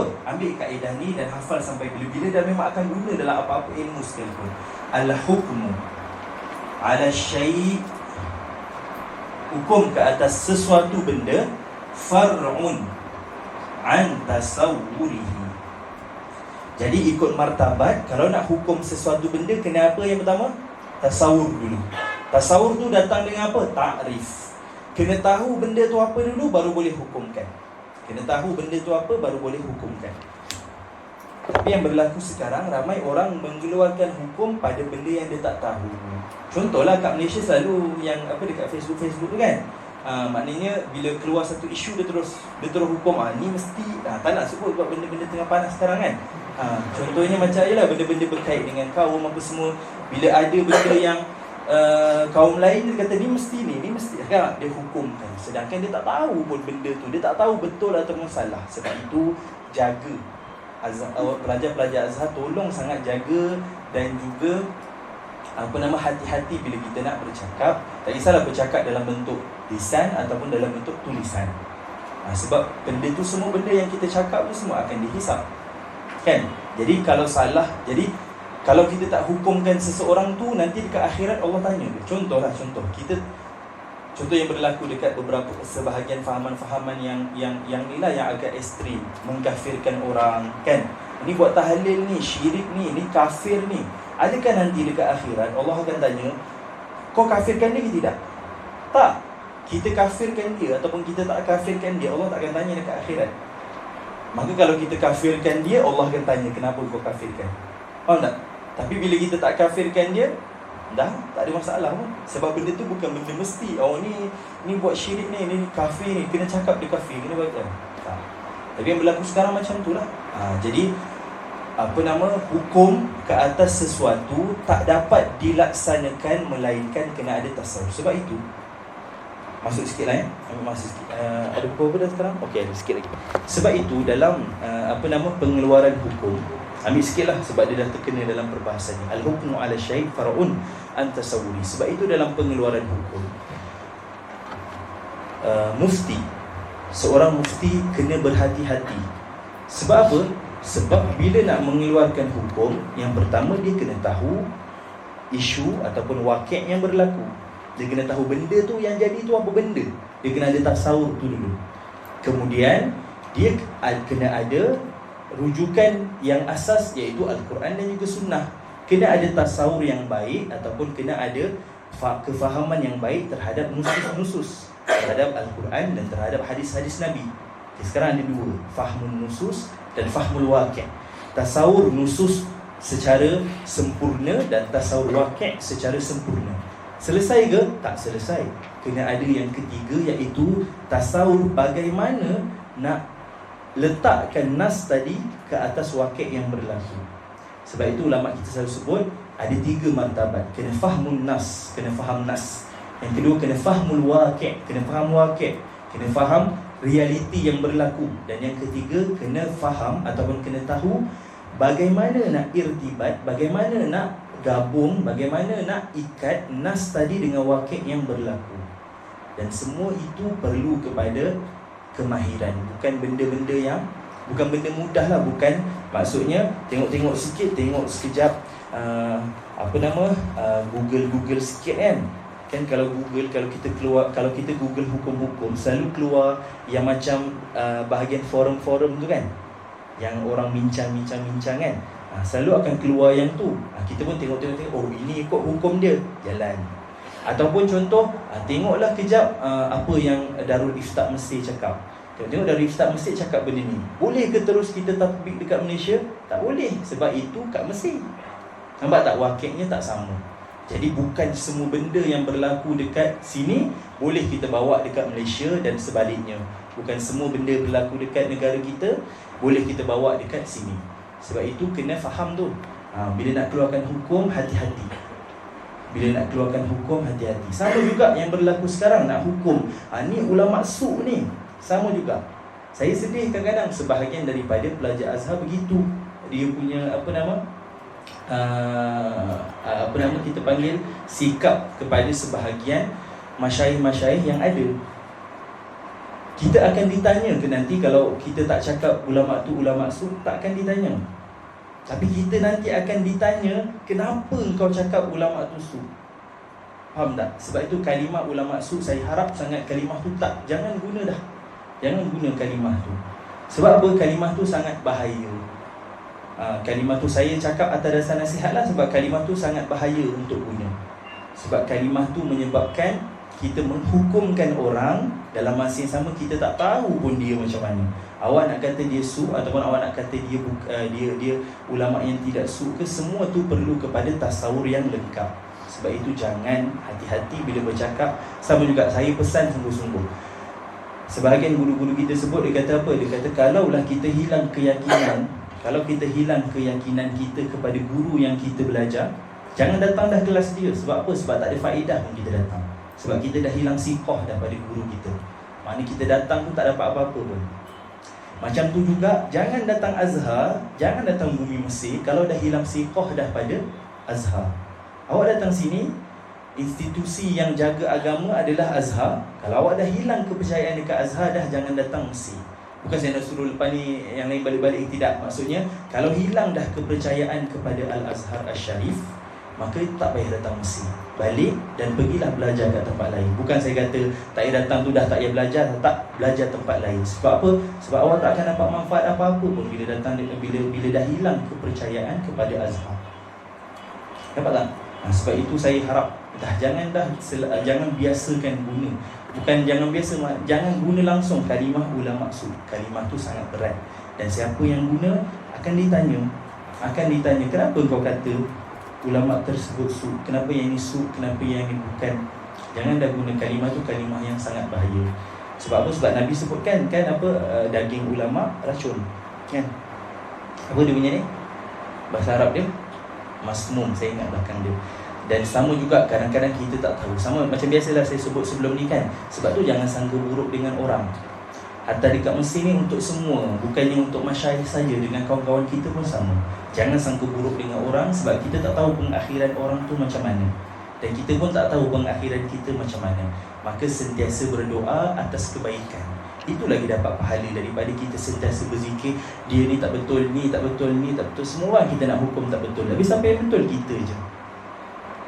Benda tu benda yang salah. Jadi saya harap sangat ni ambil masa sikit ni nak bagi tahu supaya daripada awal, saya tahu semua yang datang sini banyaknya baru. Awak semua boleh fikir. Awak semua yang datang sini boleh berfikir dan boleh fikir mana yang baik, mana yang buruk.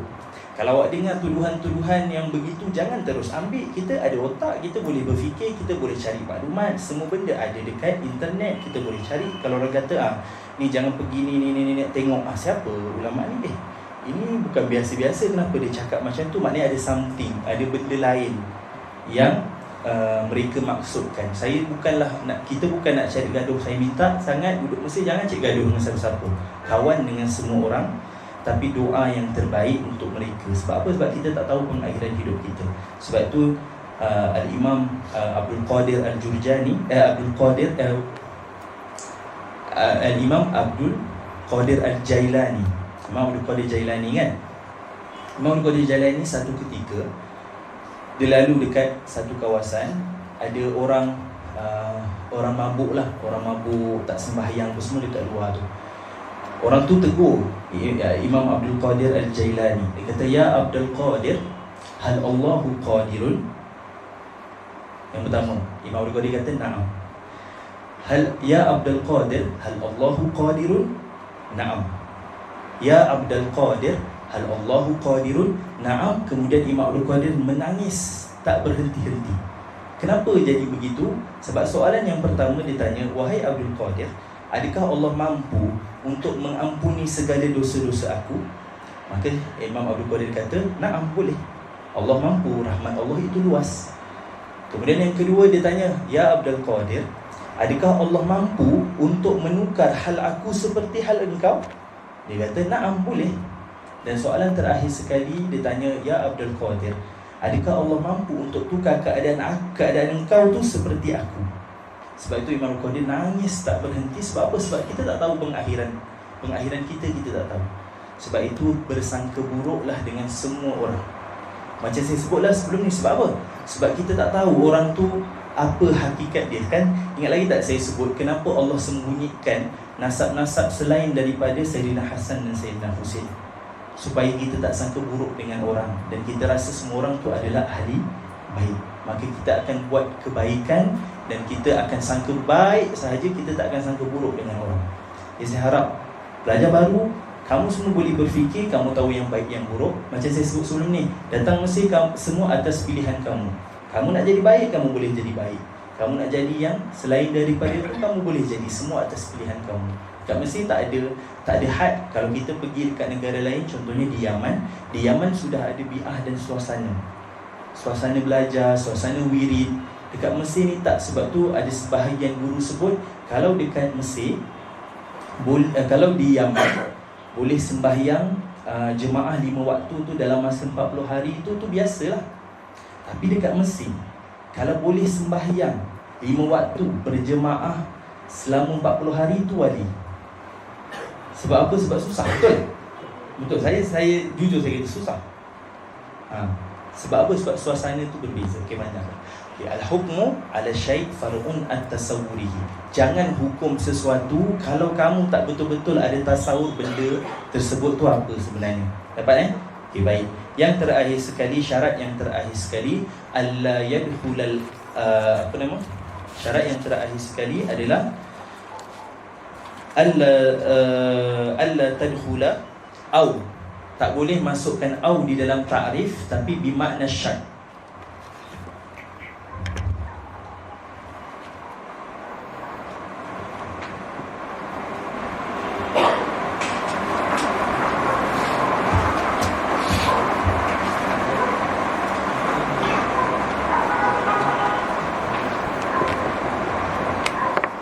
Ta'rif yang terakhir syarat yang terakhir sekali, syarat yang ke-8 adalah alla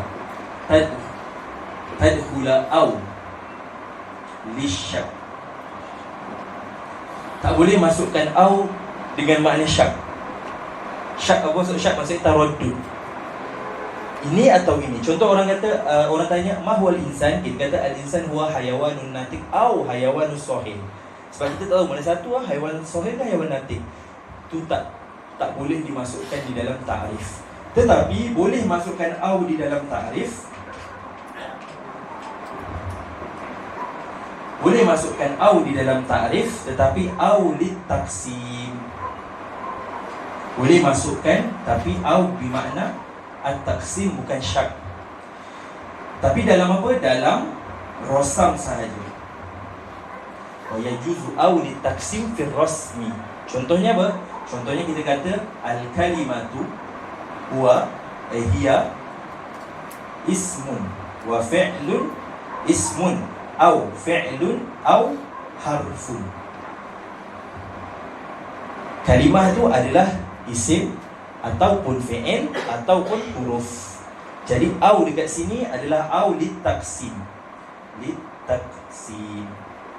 Tapi kalau kita kata al-insan hayawanun natiq au sohil, contohnya lah. Jadi au dekat sini adalah disyab.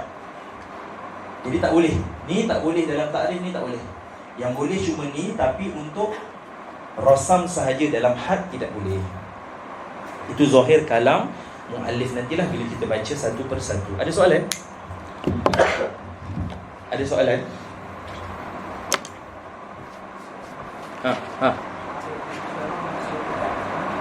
Ta'rif bil, contoh Zaid mana Zaid? Tunjuk gitu kan?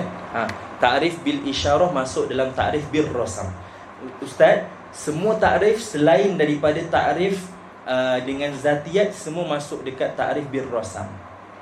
Ta'rif bil mithal, ta'rif bil isyarah, ta'rif bil taksim, ta'rif bil lafzi pun sebenarnya masuk dalam ta'rif bil rasam.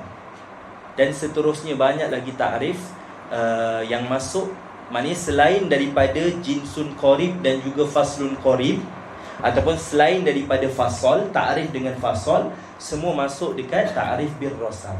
Tahu tak? Sebab itu saya kata, kalau kita baca lebih banyak lagi, nanti kita akan jumpa pembahagian yang lebih banyak lagi. Cuma yang ini yang asas. Yang saya berkata, yang ini yang asas. Baik, kita baca matan untuk akhirkan perbahasan. Kita ada soalan lain? Ada tak? Ada? Katib,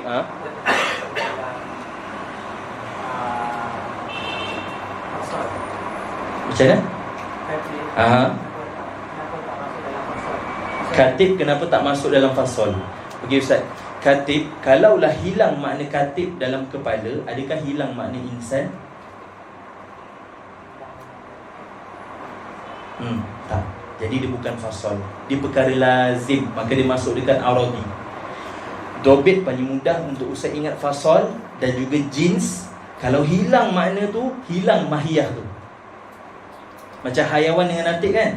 Kalau hilang dua-dua tu, hilang makna insan. Tapi kalau hilang makna dhahik dengan mutanafis, makna insan tetap ada. Sebab makna insan tak bergantung pada dia, sebab dia perkara yang melazimi. Jadi itu dobit untuk faham zati ataupun aradi. Ta'rif dengan zati tu ta'rif dengan had, ta'rif bil had. Selain daripada itu semua ta'rif bil rasam. Ada soalan lain?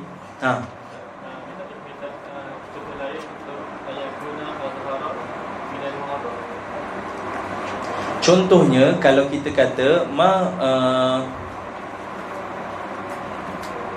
contohnya kita kata ma huwa an-nafsu, ataupun okey saya ambil lain lah. Ma huwa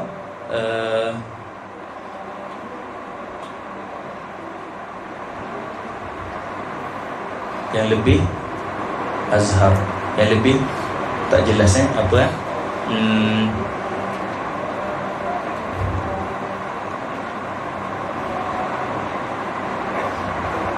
contoh orang tanya ma huwa, tapi ni apa nama, contoh mujarab contoh saja. Kalau orang tanya ma huwa al-jin, kita kata ma huwa al-jin, kita kata al-jin huwa jismun kal malaikah. Jismun kal malaikah. Jin tu benda yang tak nampak, kan? Malaikat tu pun lagilah benda yang tak nampak juga. Maka kita datangkan ta'rif tu pada benda yang tak menerangkan langsung mu'arraf tu. Makin menyusah ataupun makin tak faham adalah, faham tak? Maknanya kita datangkan lafaz ataupun apa-apa sahaja ta'rif yang lebih tidak difahami berbanding mu'arraf. Jadi tak boleh kita gunakan ta'rif tersebut. Dapat tak? Lebih kurang lah. Al-bahsu anil misal tu kita cari, bila kita muzakarah tu, perbahasan misal tu kita buat. Banyak kita boleh buat misal, maknanya kita boleh faham dengan lebih cepat. Baik. Qala al-musannif rahimahullah ta'ala wa nafa'ana Allah bihi bi ulumi fid darain amin. Wa syartu kullin ay yura muttarida. Wa syartu kullin, maknanya setiap satu daripada semua takrif ni disyaratkan yang pertama ay yakuna muttaridan. Itu syarat pertama. Wa syartu kullin ay yura muttaridan. Letak itu yang pertama. Mun'akisan yang kedua, maknanya mani'an jami'an, mesti jami' mani' ta'rif. Wa zahiran la ab'ada wala musawiyan, itu ta'rif yang ketiga. Maknanya apa? Alla yakuna bi alfa ayyakuna bi alfazin azhar minal mu'arraf wa alla yakuna musawiyan fil khafa. Tak boleh dia sama tak jelas dengan al-mu'arraf.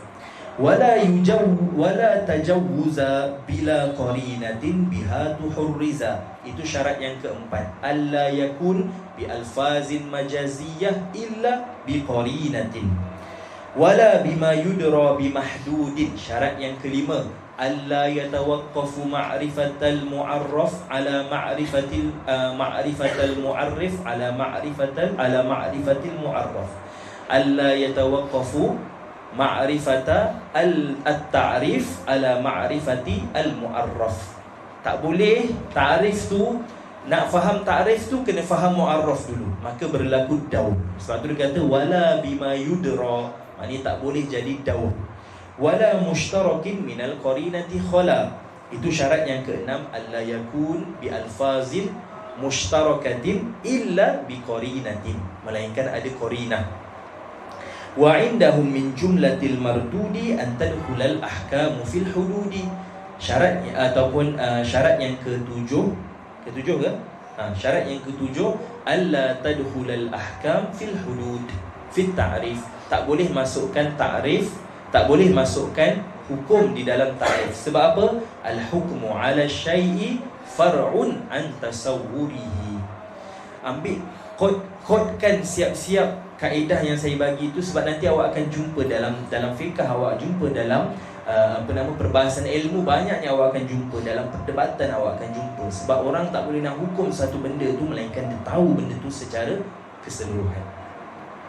Wala yajuzu fil hududi dhikru aw wa jaizun fil rasmi fadri ma rawaw. Wala yajuzu fil hududi dhikru aw, tak boleh dalam ta'rif kita sebutkan aw lisyak. Wa jaizun fil rasmi fadri ma rawaw. Wa jaizun fil rasmi dhikru aw bi makna at-taqsim. Okey, tulis dia punya syarahan. Wala yajuzu fil hududi dhikru aw dekat situ aw lisyak. Wa jaizun fil rasmi dhikru aw lit-taqsim. Dhikru aw tetapi untuk taksim sahaja. Adapun syak tak boleh sama sekali dekat had ataupun dekat rosam. Adapun aw lit-taqsim boleh, cumanya dekat rosam sahaja. Baik, selesai perbahasan. Ada soalan?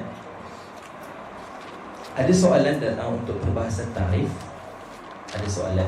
Baik, saya ulang lagi sikit untuk tampilan. Contoh-contoh yang kadang-kadang kita bawa, contoh-contoh tersebut bila kita dakikkan, kadang-kadang boleh jadi pula. Sebab apa? Sebab apa yang saya sebutkan dalam kelas adalah mujarrad tamsil sahaja. Itu contoh sahaja. Saya bagi sikit. Kalau kita kan tadi saya bagi contoh untuk apa? Untuk sebab nanti awak akan jumpa dalam usul fiqh, betul saya kena cakap. Sebab kalau usul fiqh ada kan, dengan Ustaz Hairul kan guna warakat, betul tak? Okey, dalam warakat, hafal dah warakat. Al-ilmu makna dia apa? Al-ilmu ma'rifatul ma'lum, betul? Kan? Ma'rifatul ma'lum lah kan? Okay, tadi saya bagi contoh yang tak boleh untuk ta'rif. Kalau berlaku daur, contoh dia apa? Al-ilmu ma'rifatul ma'lum. Saya punya contoh ataupun semua contoh yang kita bincang dalam kelas mujarrad tamsil sahaja, untuk bagi faham makna daur. Walaupun nanti bila kita tengok ni dalam warakat ada sebut ta'rif tu, lagilah ambil daripada tak saya Ibnu Hajib tak silap, ataupun bukan, mungkin tersilap lah, tapi dalam warakat tu pasti ada kan al-ilmu ma'rifatul ma'lum kan. Kat situ kita kata habis ni takkanlah imam ni guna ta'rif daur. Tak. Sebab ada tafsilan dan juga ada perbincangan yang lebih dalam. Sebab al-ilmu ma'rifatul ma'lum di situ adalah al-ilmu ma'rifatu al-amri. Al-ma'lum maknanya al-amr. Tapi itu perbahasan lah. Jadi saya nak tambih apa? Semua contoh yang kita bawa dalam kelas semuanya mujarrad tamsil sahaja. Itu sahaja nak datangkan untuk contoh sahaja. Jangan fokus kepada tamsil semata-mata. Tak, dapatkan kaedah dan juga faham kaedah syarat-syarat yang kita sebutkan. Ibarat yang selalu kita dengar, al-bahthu anil misal Biasa dengar? Apa? Al-bahsu anil misal laisa min sya'nir rijal. Selalulah kalau guru-guru sebut begitu. Orang yang sibuk pada misal semata-mata, dia sebenarnya akan bawa kepada tak faham kepada perbahasan tu. Jangan fokus kepada contoh semata-mata. Contohlah kalau kita kata apa contoh dia lagi? Apa contoh dia lagi? Boleh sebenarnya contoh datang untuk taudih sahaja. Kalau kita tak faham daripada awal, fahamkan dahulu kaedah, baru datangkan contoh.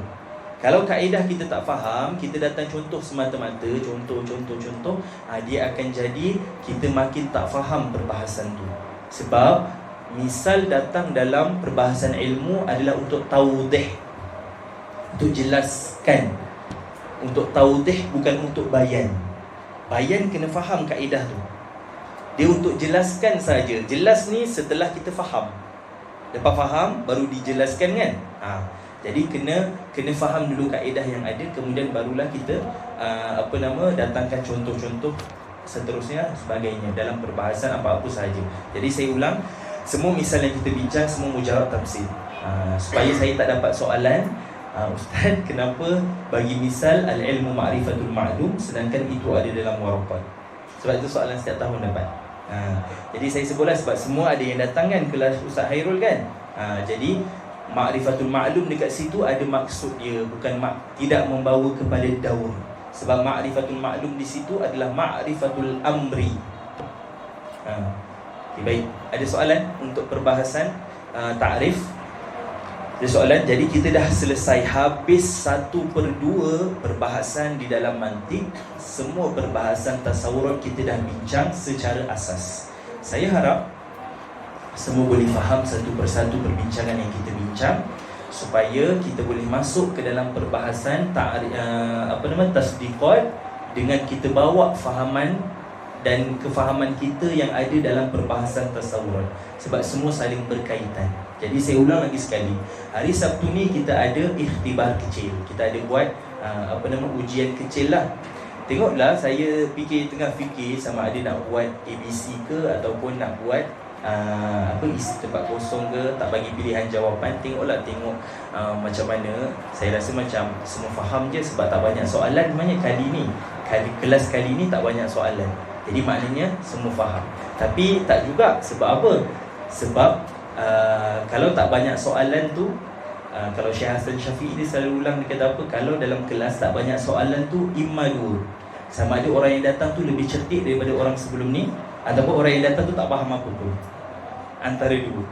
Sebab kelas saya yang pertama banyak soalan. Kelas yang kedua ada jugalah soalan. Tapi kelas yang ketiga ni nampak macam semua smooth je. Ada beberapa orang je lah yang tanya, tapi nampak macam semua faham je. Tapi saya harap faham lah, ala husnuzanni. Saya ambil Syekh Jamal sebut lah. Syekh Jamal kata orang Melayu ni faham tapi tak boleh takbir. Jadi dia sebenarnya faham, tapi bila tanya faham tapi macam mana dia faham tau, tapi dia tak boleh nak takbir. Itu husnuzan Syekh lah. Tapi kita yang tahu hakikat sebenarnya, betul tak? Okey, baik. Ada soalan tak? Okay, kita dah habis, dah selesai 1/2 perbahasan dalam ilmu mantik. Kita akan masuk dalam tasdiqat selepas ini. Jadi Sabtu tu buat ikhtibar kecil sikit sekejap. Lepas tu baki waktu tu kita masuk sikit muqaddimah untuk perbahasan tasdiqat, iaitu perbahasan al-qadaya, pengenalan terhadap qadiyah dan pembahagian di dalam qadiyah. Ada soalan tak? Ada? Baik. Jadi itu saja, kita tangguh dengan selawat. Allahumma salli afdalas salatin ala as'adi makhluqatika sayyidina Muhammad wa ala alihi wa sallim adada ma'lumatika wa bidada kalimatika kullama dhakaraka dhakiruna wa ghafala an dhikrihi al-ghafilun. Allahumma salli afdalas salatin ala as'adi makhluqatika sayyidina Muhammad wa ala alihi وسلم عدد معلوماتك ومداد كلماتك كلما ذكرك الذاكرون وغفل عن ذكره الغافلون. اللهم صل أفضل صلاة على أسعد مخلوقاتك سيدنا محمد وعلى آله وصحبه وسلم عدد معلوماتك ومداد كلماتك كلما ذكرك الذاكرون وغفل عن ذكره الغافلون.